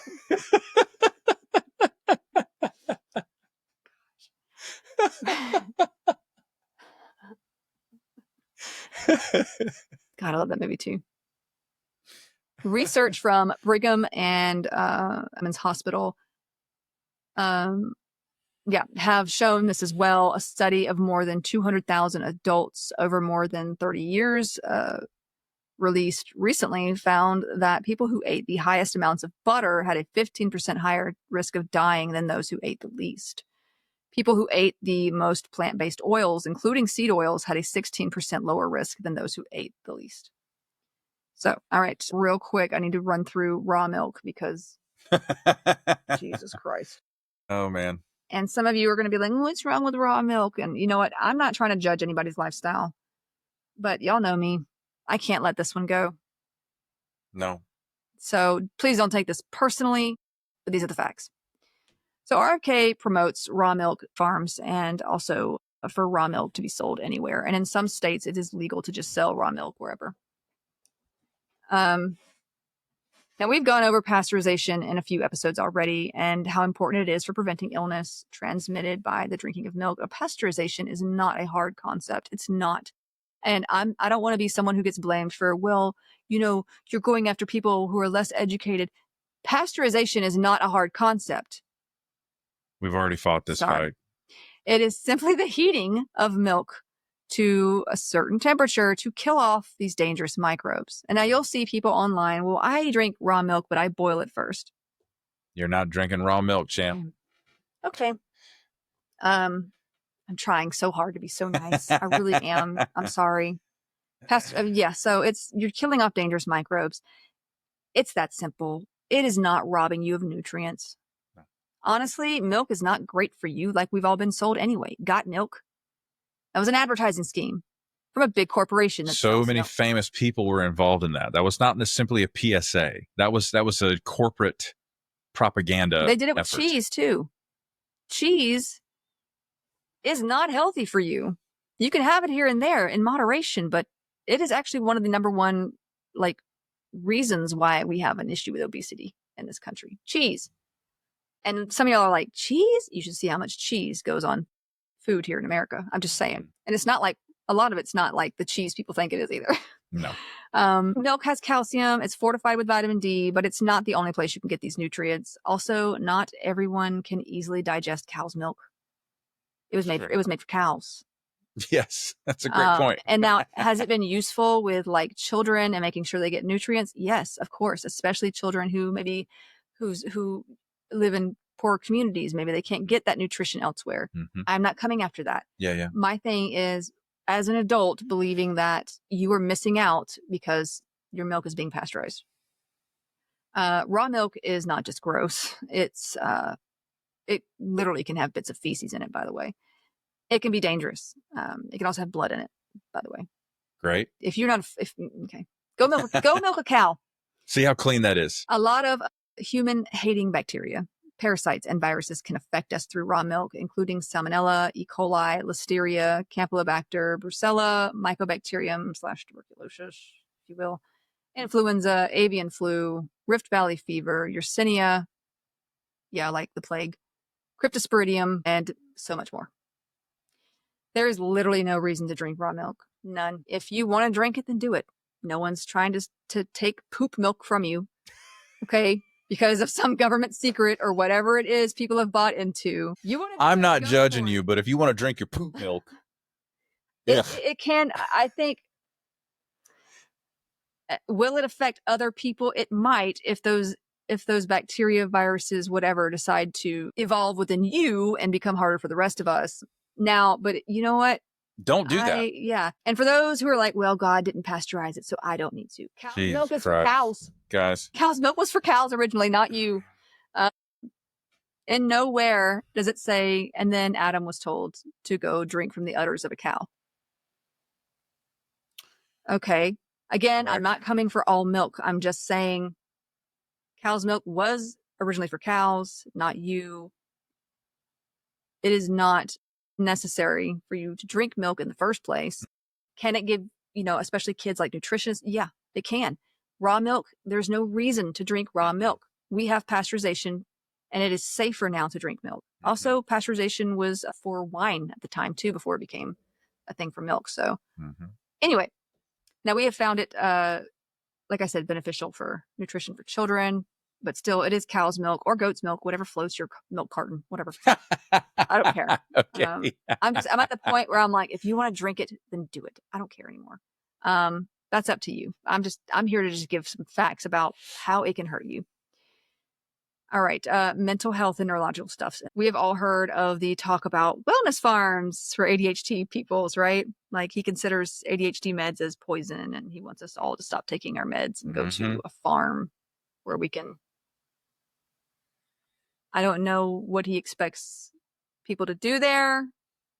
Something to do with wellness. And I'm like, it will not go well for you or anybody like on that farm, because if you take us off of our medications, if anything, I want to like video that, because send me to a farm. Go for it. If you get sent there, everybody just start a TikTok account. Send me to a farm. We're all going to be doing like TikTok sounds, and we're going to be stimming and like just going crazy and like burning stuff down. But no work will get done, I can tell you that. So he basically, he considers that as a poison. He also considers antidepressants. He says they apparently make people violent and cause school shootings. Oh, it's not the guns, huh? He basically has claimed that selective serotonin reuptake inhibitors, SSRIs, if you will, can be more addictive than heroin. He would know. There are some SSRI. I don't know if is that an SSRI? I know there are some antidepressants that are harder to come off of simply because of effects. I understand that, but he is so wrong in that aspect. First of all, one is a narcotic. He has actually mentioned support of psychedelic drugs for mental health treatment. However, what, Bobby? What, buddy? Yeah. What?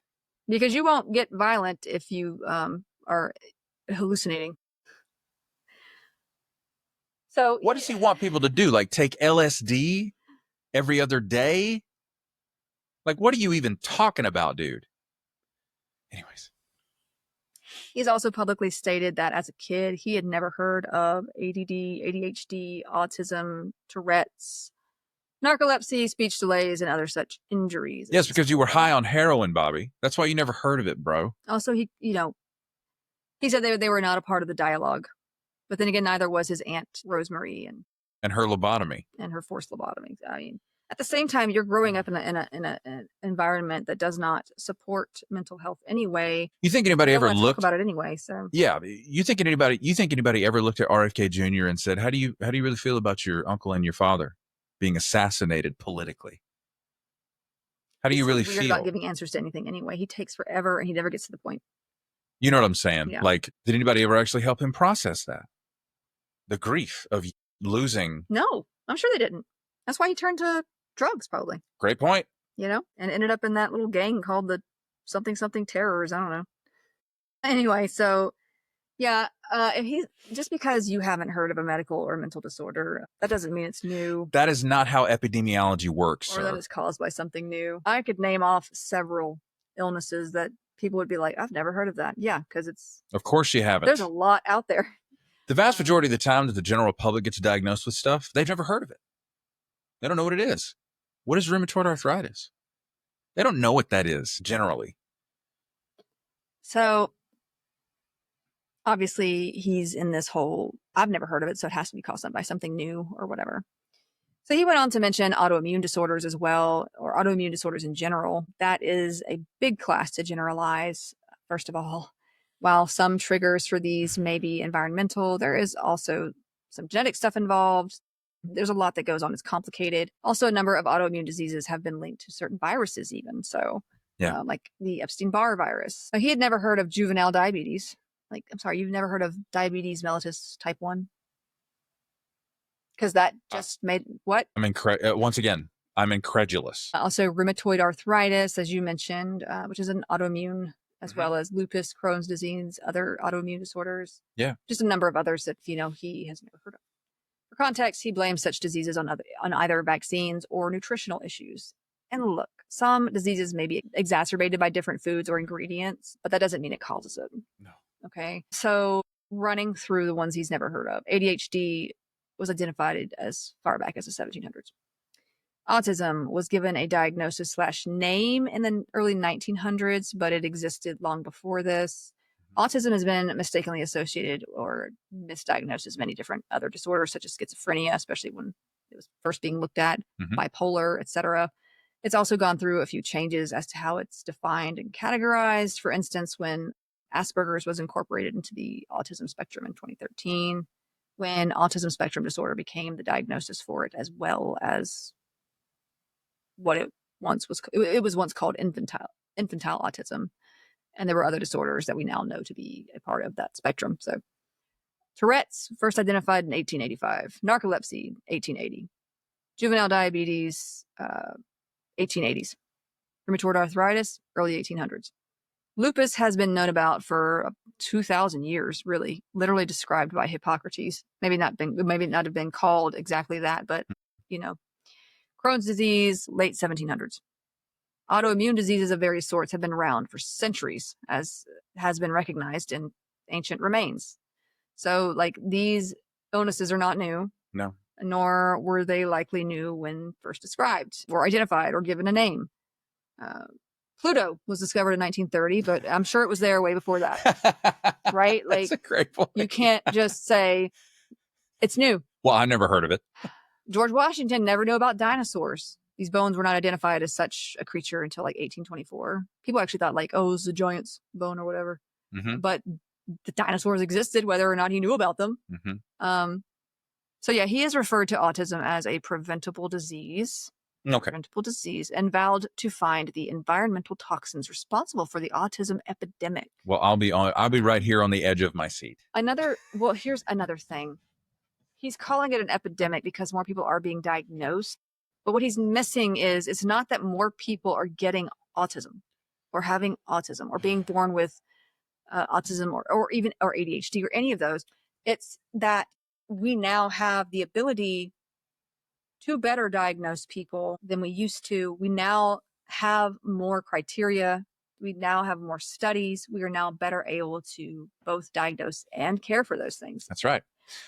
You would be shocked at how many people were getting diabetes when they were able to measure blood glucose in milligrams per deciliter. What's causing it? I bet you when they stick them to get the blood, it makes those numbers go up. It releases the nanobots in your bloodstream. It makes me want to slowly walk into the ocean. Also, for reference, COVID has actually led to a complication of people developing diabetes type 1. Yes. In an autoimmune sort of way. It has, the inflammation from the virus itself has destroyed the pancreatic cells, and it's a whole thing. But these same people who want to get rid of chronic illnesses are but no COVID vaccines. So the thing that really struck me about COVID as a virus is that it is not strictly a respiratory illness. I would see histological slides of tissue from major organs of people who'd previously been infected with COVID and recovered 100%, and they can still find the virus in their liver or kidney tissue. Yeah. That's weird. Yeah. That's why I never recommend anybody get COVID. Don't do that. Well, it's also not the only virus that does that. Yeah. We act like virus means cold for every virus, and that's just not true. No, man. That's never been true.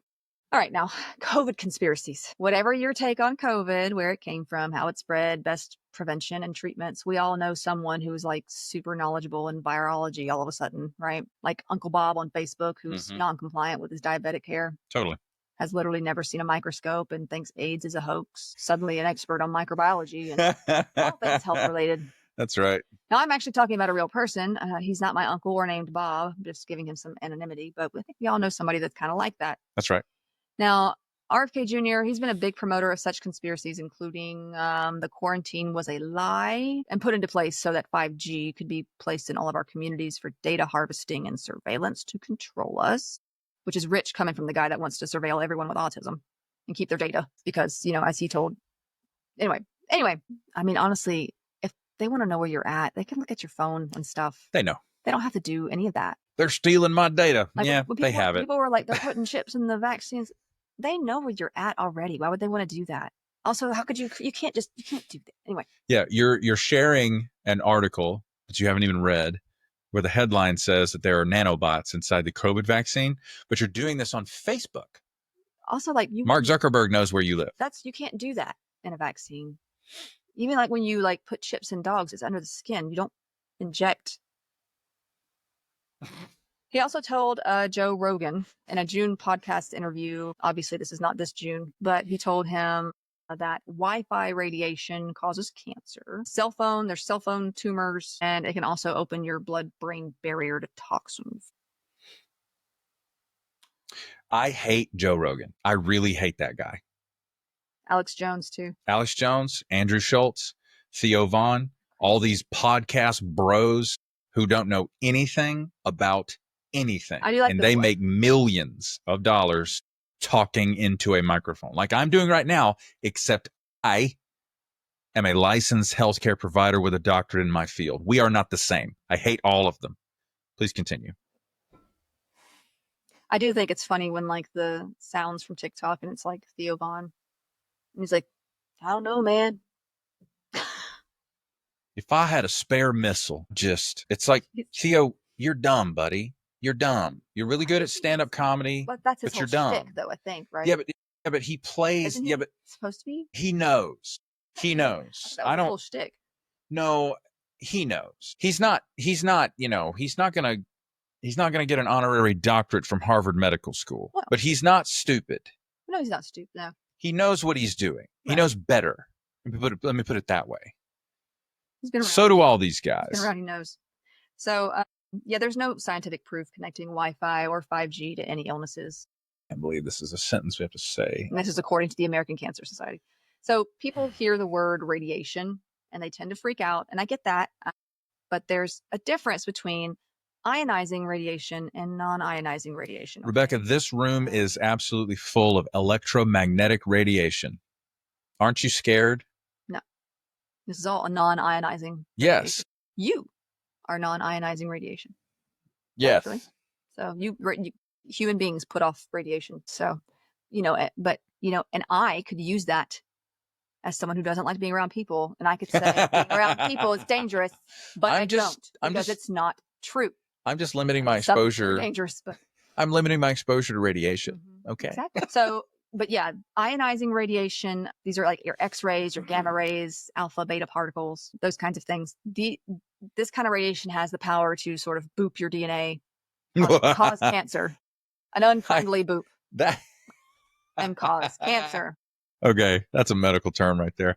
So cell phones can't cause cancer because they give off non-ionizing radiation. They don't give off ionizing radiation. But my friend's mama's brothers-in-law's uncles, twice removed on his mama's side, had a tumor around his ear right where he used to hold his cell phone. Okay, that's all I'm saying. Was he out in the sun a lot? Right. Did he wear sunscreen? Probably. Well, he was a chain smoker, but stay focused. Oh my God. See, there's this thing. It's called a spectrum. The way you looked at the camera. Specifically, the electromagnetic spectrum that we should have all seen in middle and high school science, and it explains the frequencies of waves, like visible waves. Those are like the colors we can see, Roy G. Biv. And then you have your like invisible radio waves, infrared waves, microwaves, ultraviolet rays, X-rays, gamma rays. So you got like this whole like spectrum. We've seen that, right? That's a thing. It's in the science books. Well, you and I did, but now we know it's no guarantee. It was in the science book. Mm-hmm. Anyway, it's literally I'm pretty sure people are still taught this. It's one of the standards. It has to be. But it was last time I looked. Anyway, so yeah, your microwave basically gives off more radiation than a cell phone, and it's still harmless. Tanning beds, the sun, they give off way more radiation for sure and will cause cancer. So there's that. RFK Jr. goes to tanning beds. Didn't they just removed a tax that used to be on like owning a tanning bed so that you can more easily and more cheaply own and keep tanning beds. So there's that. If we want to be healthy again, I guess, make America healthy again. Sure. So no, Wi-Fi and cell phones do not cause cancer. They are not powerful enough. They never will be. If they are, we're in trouble anyway. Yeah, 100%. So like it gives off about as much as your computer would of non-ionizing radiation. Now he also said they're going to make it so there is no more cash. They will be able to cut off your money and starve you to death if you do not comply with a vaccine mandate or with whatever. Okay, brother. I mean, a lot of us are running out of cash, but that's he should start a church. The economy. He should start a church. I mean, he basically has. Yeah, in effect. In a way, I see anti-vax. It sounds like the mark of the beast. It sounds like the Great Tribulation. A lot of the anti-vax groups feel very culty to me. Oh, they're very 100%. They're very culty. Yeah. Well, clinically speaking, according to like the BITE model from Dr. Stephen Hassan, the control of behavior, information, and thoughts and emotions, it's a cult. Yeah, I mean, Now he's also said that COVID-19 targets Caucasians and Black people. Sir, what? You're telling me this virus racially profiles you do? Yeah. Well, he said that. He basically said that he has said that COVID-19 was an ethnic bioweapon made to spare the Chinese and Ashkenazi Jews. By Joe Biden's weather machine. So he basically said that it is ethnically targeting populations, but Jews and Chinese people are basically immune. Because none of them got sick. What? But that's what he's saying. How, Zoe? How? Rocco doesn't even have a mouth, Zoe. Rocco has to go to the bathroom. What? But he literally said that it targets Caucasians and Black people, and that apparently he didn't believe anyone in China or Ashkenazi Jewish people got COVID. Why? I still don't understand why Sesame Street started doing those vignettes with Elmo and Zoe, where Elmo is just existentially frustrated about the pet rock. Like, I feel like they were. It has an element of like, it happens in friendships where you have a friend who something that they do drives you crazy, but they're still your friend, and you're trying to, and with kids. But why do I feel like it was targeted at the millennials who are losing their grip? You know what I'm saying? Like, I felt so much like Elmo. That's me every day, where I'm like, how, Zoe? How? Like, is that the woke part of PBS? Didn't they defund PBS? 100%. The NPR, the Tiny Desk concerts are gone now. That's not going to be a thing anymore. If I were super wealthy, I would fund PBS myself. 100%. Because I grew up on PBS.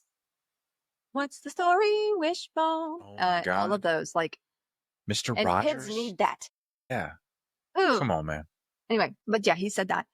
He also said that COVID lockdowns are similar to Nazi Germany. Quite a few people said that, and now they're turning into the very thing they accuse other people of being. None of them want to talk about Gaza either. But here we are. They buy merch that says Alligator Alcatraz. Someone come rescue us. Please. If anybody's listening from the Netherlands, we would like a place to stay. Save us. Okay. It's like that scene in Up where the guy grabs the megaphone and says, "I'm not with him." Is that an Up? Remember, he says, "Take a bath, hippie," and then the guy grabs the megaphone back. "I'm not with him." That's like most of us here. It's all of us. Yeah. We are not involved.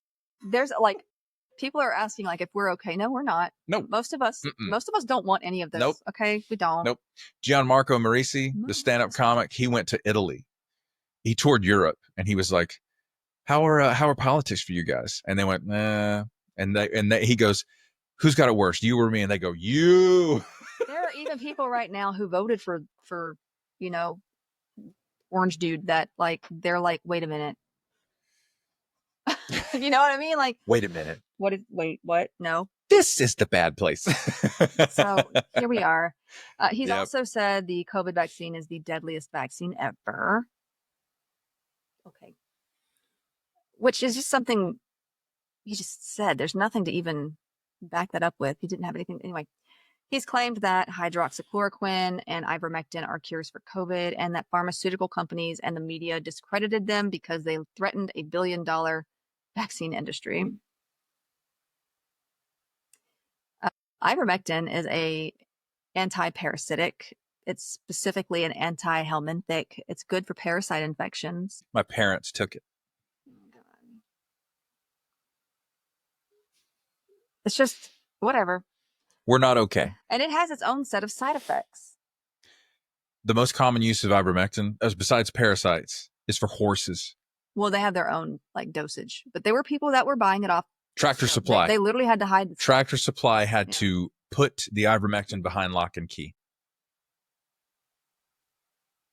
It's not the same as getting it from your doctor because of the dosage. It can do some real harm. But ivermectin is an anti-parasitic. It's not an antiviral. It's not any of that. So, and this COVID is not caused by a parasite. Anyway, moving on. Hydroxychloroquine is a medication used to treat malaria, which is also parasitic. So it's also sometimes used to treat rheumatoid arthritis or lupus. But it doesn't treat or cure COVID. It is classified as an anti-malarial and a DMARD, which is a disease-modifying anti-rheumatic drug. Neither of these are very useful for viral infections, and they've tested to see if it would help, and no, it doesn't. So he also said that he also said this as if like those two medications don't cost money or make pharmaceutical companies money. It doesn't make any sense, because if you're taking this, you're taking multiple doses of it, that you're going to get charged more.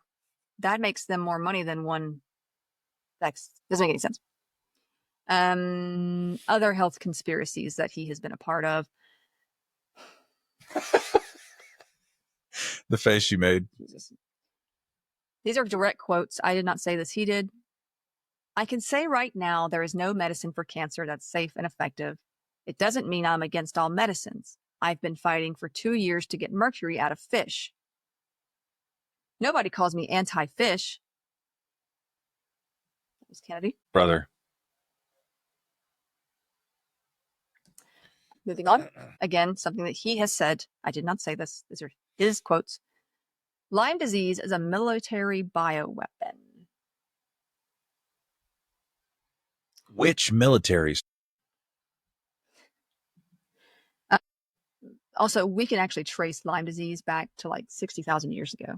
There's we found ticks trapped in amber. Jurassic Park? Yeah. Let's go. That you can it's been traced back a long time. Dino DNA. It is not a military bioweapon. Sped no expense. Another thing he said, SIDS, sudden infant death syndrome, is caused by vaccines. No, there is no study that shows this at all. Actually, in some instances, studies have shown that being up to date on vaccines can lower the chances of SIDS. And this is likely because you lower your chances of diseases leading to sudden death. I think typically one of the measures that we saw that really lowered the instance of SIDS was laying babies on their backs, making sure they were on their back. Because if they can't turn over yet, they can suffocate in the sheets or against the rails or the bed. Yeah. Also, like putting them on their backs in their own crib, not in the bed with you. And I know that's very controversial because some parents do like to, and that that is an informed decision that you make. But yeah, that has definitely lowered the rate of SIDS by doing that, by not having them anywhere they can suffocate. He also said we should not be giving Black people the same vaccine schedule that is given to whites. Immediately no. I am sorry. Direct quote from him. At no point during your rambling of ridiculous words did you even once come close to what would be considered a rational thought. I award you no points, and may God have mercy on your soul. He said, he has said the U.S. buys 70% of the pharmaceutical drugs on Earth. That's not true. This was actually sort of in a viral TikTok or Facebook video a few years ago. So I don't know if he got it from this or I don't know. Probably. But in that video, a woman says, "Did you know that America is 5% of all the world's population and takes 87% of all prescription medications in the world?" It wasn't true then, and it's not true now. The US makes up about 4% of the world's population, 4 to 5 maybe, but only consumes about 8% of the world's pharmaceuticals, according to the 2023 IQVIA US Medicine Report. So it's a pretty big difference. Just saying. Today, he said this too. Today, 50% of the population of China is diabetic. Brother, let me ask you, do you think how could you possibly think that China would give anyone epidemiological data about their population? Is that the custom of the Chinese government? Or like if it's something that like the World Health Organization has, it's going to be an approximate number, but it's not 50%. But I do know that the number is actually 13%. Oh, how did you find that? I looked it up. Okay. Sorry. I found it on like same thing we do every night, Pinky. I think it was on the World Health Organization. Was it? 13% is still not great, but that's a big difference from 50%. Mm-hmm. He also tweeted, some of these people just shouldn't be tweeting anything. Gardasil HPV vaccine appears to be increasing the risk of cervical cancer in vaccinated age groups, just as COVID vaccines raise the risk of COVID. Also, he must be like anti-comma or something because there's not a comma in that whole sentence. But anyway, none of that is true. COVID vaccines don't raise the risk of COVID. That's the whole purpose behind them is to lower your risk. His real talent is his commitment to the bit. That's his real talent. And apparently trying to skin bears or cut off the heads of whales. Didn't he like That's talk the about behavior that? of a So drug weird. addict. I'm so sorry. Freaking weird. He was high. The Gardasil HPV vaccine actually decreases the risk of cervical cancer because HPV can cause cervical cancer. So we have so many studies on this now showing as much as an 87% drop in risk of cervical cancer in vaccinated 12 to 13-year-olds compared to unvaccinated teens. This was in an English study between 2006 and 2020. The World Health Organization has reported a 50% decrease in high-grade lesions within a decade of the vaccine. This simply means like on the cervix that can either be precancerous or cancerous. A 2024 US study has since shown an 80% drop in precancerous lesions in vaccinated 20 to 24-year-olds. So that is huge. So there's some data that actually says, no, that's not right. What would be like the total dollar amount saved from somebody not getting cervical cancer? Or lives. Yeah, sure. I'm assuming they live. But if you go through treatment, if you go through surgery, total hysterectomy, radiation, chemo, I mean, it's all the stuff, process. Assuming it does not metastasize, how much are we talking? $500,000? It's a lot because it's also if you're not getting your yearly visits and pap smears. Sure. But I'm just like, the success of the vaccine reduces. I mean, if you just think about it economically, you don't even have to have a soul to consider this. It's so much better. Yeah. It's so much better. And look, I've had to have a biopsy in that area. And I, for one, can tell you it ain't fun. No. It hurts. No. They do not prepare you for that. They literally punch out a piece of your cervix. No pain meds. Nothing. Don't give you nothing for it. I knew something was up when the nurse like took my hand and like held it as if like I was going to need to squeeze her hand. Oh God. I had no idea it was coming. Is that what she said? Hole punch right to the cervix. Being a woman kind of sucks. So. A little bit. I'd rather be a woman than a man though. No offense. A little bit. So yeah, it sucks. They didn't have that particular vaccine when I was early teenager before all that happened too though. So like I probably could have gotten the vaccine, but didn't think of it because it wasn't promoted towards me so much as it was probably younger teenagers. It's gotten a lot more promotion now, I think. Totally. To all age groups, but because it works. Now, he has also been quoted as saying that HIV does not cause AIDS. and that he believes it is a result of people taking poppers. He's a heroin addict. This is so stupid. So he believes AIDS is a result of people taking poppers. Does he mean jalapeno poppers? Not poppers, like the pills. Popping pills. Whoa, He hang just on. said poppers. Do you mean, oh my stars, do you mean drugs? Yeah, I mean, he's referring to certain drugs, but he literally just said poppers. He didn't even say, like, anyway. He used the street name. Poppers. Yeah. Because he's been in these streets. So. Sawing the heads off of a shark. It was a whale. A whale shark. Anyway. What is the difference? So, but he's been quoted as saying that he does not believe that HIV causes AIDS. He has stated that gender dysphoria, these are his words, we don't call it that anymore. It's an archaic term. Yeah. It was when there was the criteria DSM. to like diagnose it as some sort of mental health disorder kind of thing. Mm-hmm. But he called it this, gender dysphoria, basically those in the transgender community. He says that they were apparently made transgender because of endocrine disruptors in the water supply. Corrupt the city's water supply.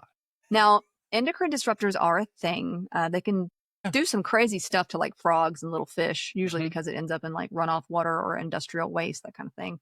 And they are harmful in many ways. They can mess with hormones and reproductive health, depending on the amount. But they are not the reason someone is a part of the transgender community. That's just both stupid and offensive. Like, it's just, what are you talking about? Well, he believes and has stated that pharmaceutical companies control National Institutes for Health funded research, NIH funded research in traditional journals, and that he wants to end these journals and create his own. He wants to end like the journal. Bobby, listen to me, buddy. You can't do that. Like the JAMA. Yeah, sure. All of these like really, these journals that have been around for a long time. I'll start my own. Probably because they were like, sir, why did you write us this? We can't publish this. But yeah, he wanted to get rid of these really old and respectable journals so that he can make his own and I guess do whatever he wants. He has also defunded research for cancer. His reason was so we can focus on chronic diseases like the ones he apparently has never heard of. Like cancer. And don't get me wrong, we need research on both, but yeah, let's get specific for a minute. The HHS under Kennedy has effectively cut nearly $3 billion in NIH funding for even just in the first 3 months of 2025. That's right. I follow a guy named Dr. Dave Blake on Facebook. He is a professor and a researcher at the Medical College of Georgia. Right now, it's known as Augusta University Medical School. He is updating every day on how the NIH is basically withholding funding at the moment. There's no answers there. Everybody's in a holding pattern for all the research trials that were in progress when all the funding was halted. And it's a disaster. It is a disaster. Now, the Senate, they have added some more amendments to the budget bill to get this funding moving again. But I don't believe it's been fully approved yet but it's a disaster. Yeah. Like 31% of this cut was specifically to cancer research. And this has resulted in the termination of over 240 NIH cancer-related grants, affecting approximately $355 million in funding and delaying funding awards totaling about $1.5 billion. Kennedy is also proposing a formal cut to reduce the National Cancer Institute budget from $7.2 billion to $4.5 billion for the next year. Mm-hmm. It was a 37% decrease, but yeah. I mean, for context, NIH-funded cancer research saved 3.5 million lives between 1991 and 2019. Yeah. It has decreased the overall cancer death rate by 33%.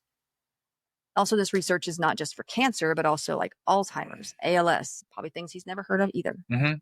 Yeah. Now, these are other chronic or rare diseases as well. While he's stated that these are administrative cuts, what? No, brother. It is also It is also the case that there were funding cuts for specific areas of research that included such terms as equity, disparity, gender, and mRNA. Yes, sir. So if that was anywhere mentioned in the study, then it's... And by the way, we had nearly progressed to human trials for cancer treating mRNA injections. Yeah. Or even vaccine in some Yes. cases. I think for breast cancer, they were literally priming your immune system to kill cancer cells. Imagine being able to get rid of a malignant tumor without surgery, chemo, or radiation. I was actually shocked at the amount of people who didn't know what mRNA was when the mRNA vaccines came out, because it was like, you have mRNA in your body. It's messenger RNA.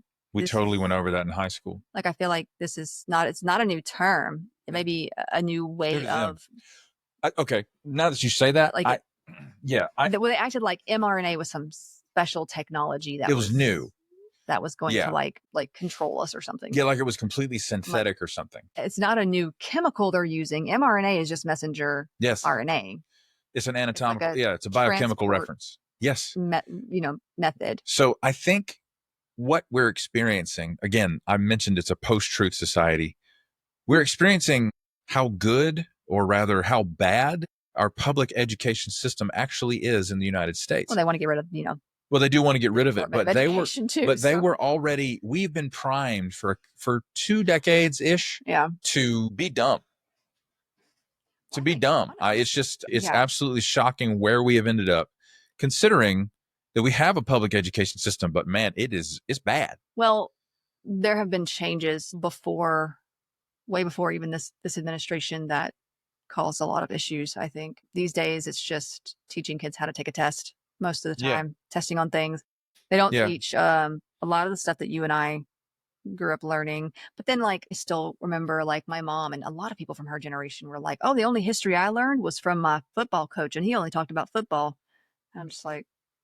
And now we're experiencing the fruit of that. Sense. Exactly, brother. All the coaches were teaching history. Yeah. All of them.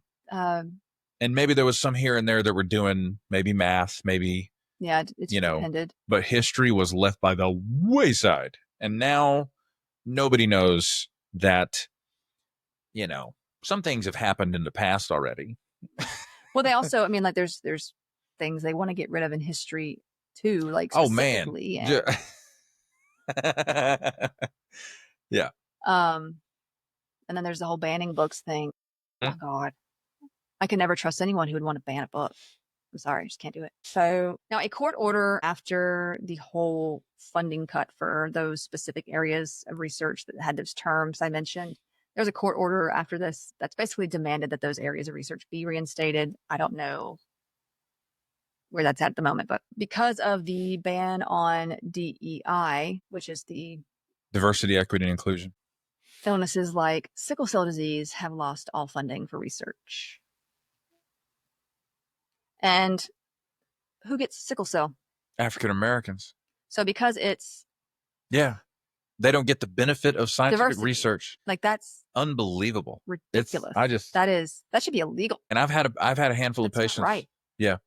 I've had a handful of patients who were on disability in their 40s or 50s from sickle cell anemia. Black patients. I've seen it in the wild.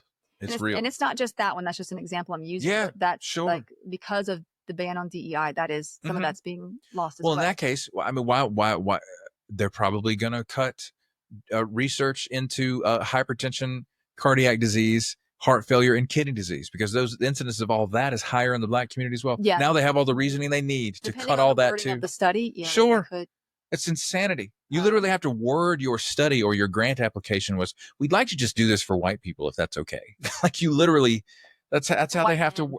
Yeah. White men. Because even, like, I imagine with like women's health in general will probably suffer alongside a lot of this other. Of course. With that other research. So, of course. RFK Jr. has also defended cuts to 3 NIH grants involving transgender health and addiction and gender minorities as examples of thousands of studies that were doing nothing to improve American health. Okay. Sure.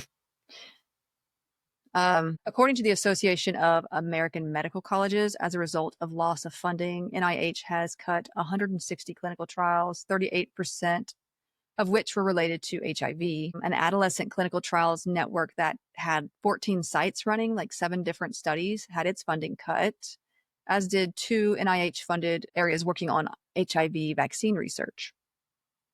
When asked about these losses, RFK Jr. first said that he didn't know about cuts to clinical trials, but then he also replied later with, "We've been studying and promising an HIV vaccine since 1984, and every year Congress pours money into it, and every year it accomplishes nothing."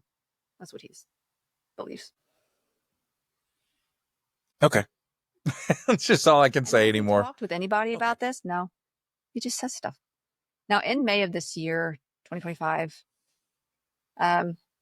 with the purpose of being transparent and provide a gold standard of science, published a report that was full of errors and multiple studies cited in the report, which took aim at, ultra processed foods, pesticides, prescription drugs, and childhood vaccines. Just didn't exist. They weren't real. The outlet also identified dozens of other errors in the report's bibliography, including broken links, missing or incorrect authors, and incorrect issue numbers. So, and White House Press Secretary Caroline Leavitt, baby, who needs to leave it. What a piece of work. God. And she gives cheer captain I don't energy. blonde anymore. It's all these blonde women. That's why you're purple. And that's where it's always fake blonde people too. And it's just like Marjorie Taylor Greene, all of them just say things. I say things and I'm like, I can't be associated. I don't want people to look at me and think those names at all. And so, but she said it was formatting errors. She also stated that the report was one of the most transformative health reports that has ever been released by the federal government. Okay. Now, some hours later, a revised version was put out with the 7 citations replaced, 5 with completely different references, 2 with actual references authored by someone listed under the non-existent references from the last version.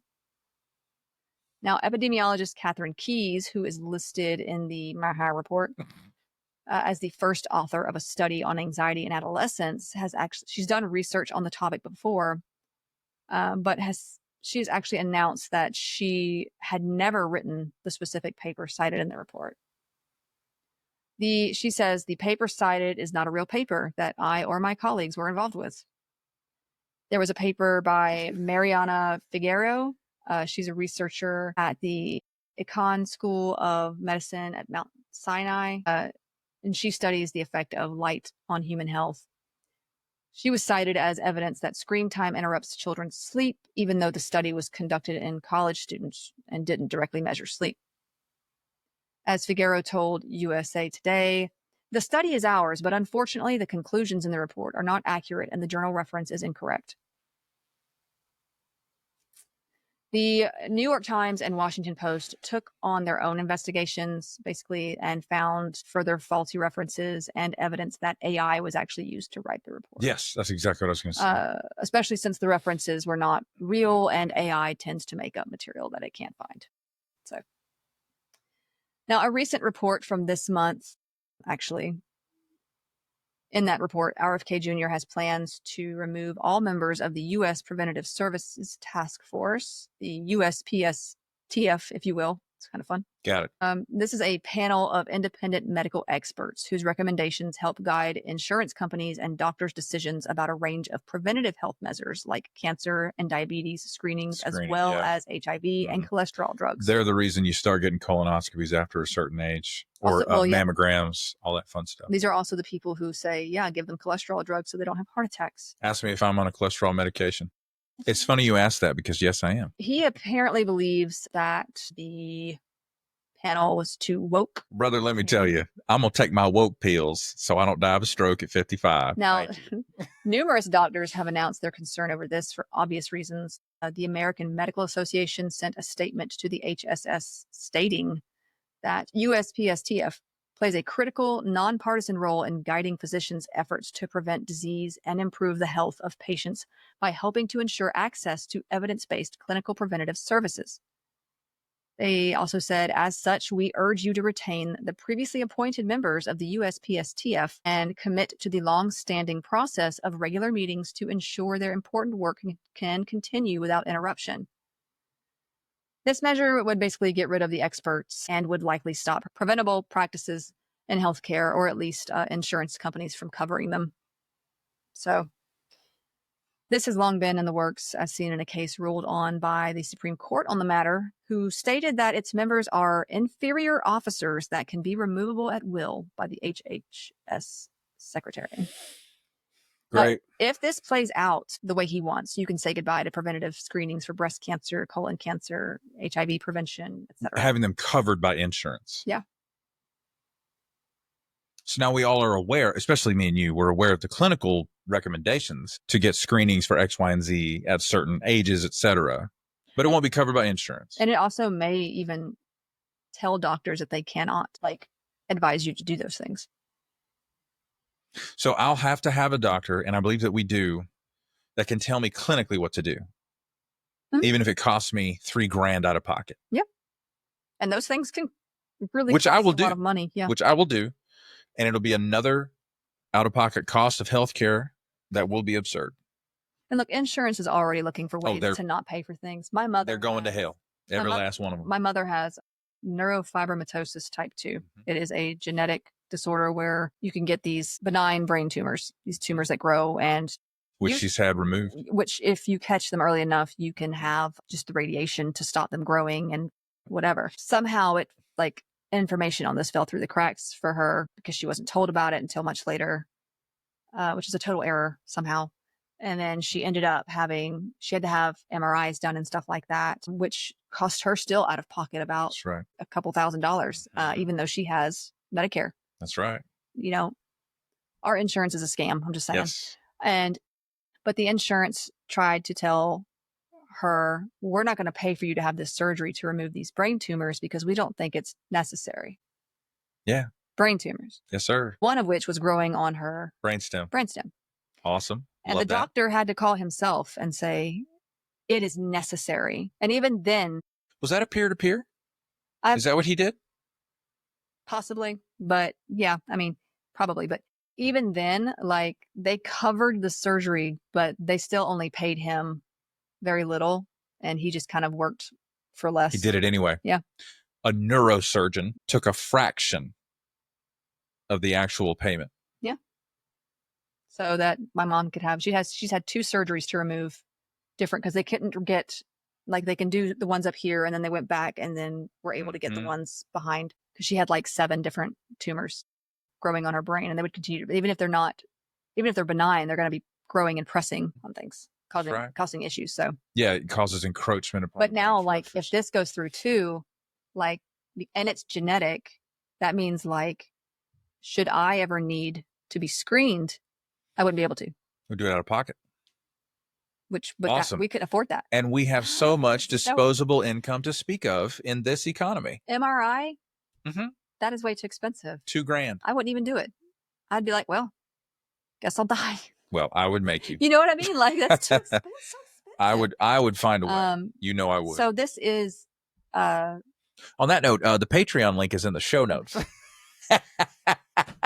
Oh boy, now, I am fine. I have a doctor. Yeah. There's no reason that asks me questions. I don't have any symptoms or anything like that. It's just. But we're just thinking ahead. Since it is a genetic condition. Thing, that's right. It's something that you think about. And there's other genetic conditions too that people think about. Breast cancer. If you have a family member that had breast cancer, brother, screenings should start earlier. As well as colon cancer. All of it. Yeah. All of that. The family history, whether or not breast cancer is hormone resistant or hormone positive or what have you. It's so difficult you got to catch it early. You got to. So, as one infectious disease specialist, Dr. Shelley Kahn, stated, we have to insist that our guidelines are based on science, evidence-based medicine, and shared decision-making, not politics. Our nation's health depends on it. And I very much agree with that. Yeah. I've only got a little bit left, and this is just a little bit of information on things that will still affect our health care, but aren't under HHS. So under the Trump administration, Lee Zeldin is the one leading the EPA, apparently. And he has declared that it will no longer consider the social costs of pollution when crafting policy. It's eliminated restrictions on mercury emissions, which is funny because isn't that RFK Jr.'s whole like shtick? But here we are. Also, soot and haze, all of which are pollutants with well-documented links to neurological damage and respiratory illness. So, and like, what is in the soot and the haze and these things? He's just putting that in general, but it means like any of those air pollutants. As a result, mercury will now continue contaminating our water, air, and food, and air pollutants will worsen asthma, weaken immune systems, increase rates of cancers, heart disease, and stroke. The EPA has, in fact, moved to revoke the legal basis for regulating greenhouse gases altogether. This is also including from automobile exhaust. Now, these are precisely the kinds of environmental toxins that really pose systemic threats to human health. But here we are. So make America healthy again, but we're going to just cut off all regulations on these sort of pollutants. Make America healthy again, but we're going to cut every deal possible with the biggest donors to the Trump campaign to allow them to make more money. Yeah, and that's, the whole like deregulation thing is a trap. It's a trap. Like people think billionaires love it. Yeah, we should stop people from controlling. It's going to make our economy better. Actually, it's going to make it so that if you get hurt on the job, you can't sue them. Totally. So, oops, they'll just replace you. So there's that. Also, anyway, and they're not going to pay for any sort of cancer you might get. Good luck with that. Yeah. It'll be stage 4 before you know anything's wrong. They've also stripped programs on climate change, environmental justice, research and education grants, and more. They are removing protections over certain fishing areas like sanctuaries and such. They are removing regulations on power plant emissions and methane as well. And all of this is connected because it will affect public health down the road. It will also affect, the world. But yeah, I mean, just speaking on health, it's going to affect health. I remember getting messages from Camilla's teachers being like, hey, the air quality today is rated high risk. So if your kids struggle with asthma, please let me know so that they don't go outside for recess. That's already a thing. That's just going to get worse. Don't like that. I briefly mentioned OSHA. All I will say on this is that it's the Occupational Safety and Health Administration here. As of now, this administration wants to basically change at least 20 rules on there, basically eliminate workplace safety standards that are probably a burden to businesses, but vital to employees. So this will result in they're not a problems. Burden. Let's be honest. They consider their employees a burden. Yes. Now, RFK Jr. It is the American way. RFK Jr. said that he'd agree to disagree with Trump on the impacts of climate change. Trump recently. Trump recently withdrew the U.S. from the Paris Climate Agreement. We know about that. And I will leave you with a final quote of his. I serve at the pleasure of the president. I'm going to implement his policies. If I had a mic, I'd drop it. I mean, I do, but I can't. Right. We shouldn't. I got to save up for my MRI one day,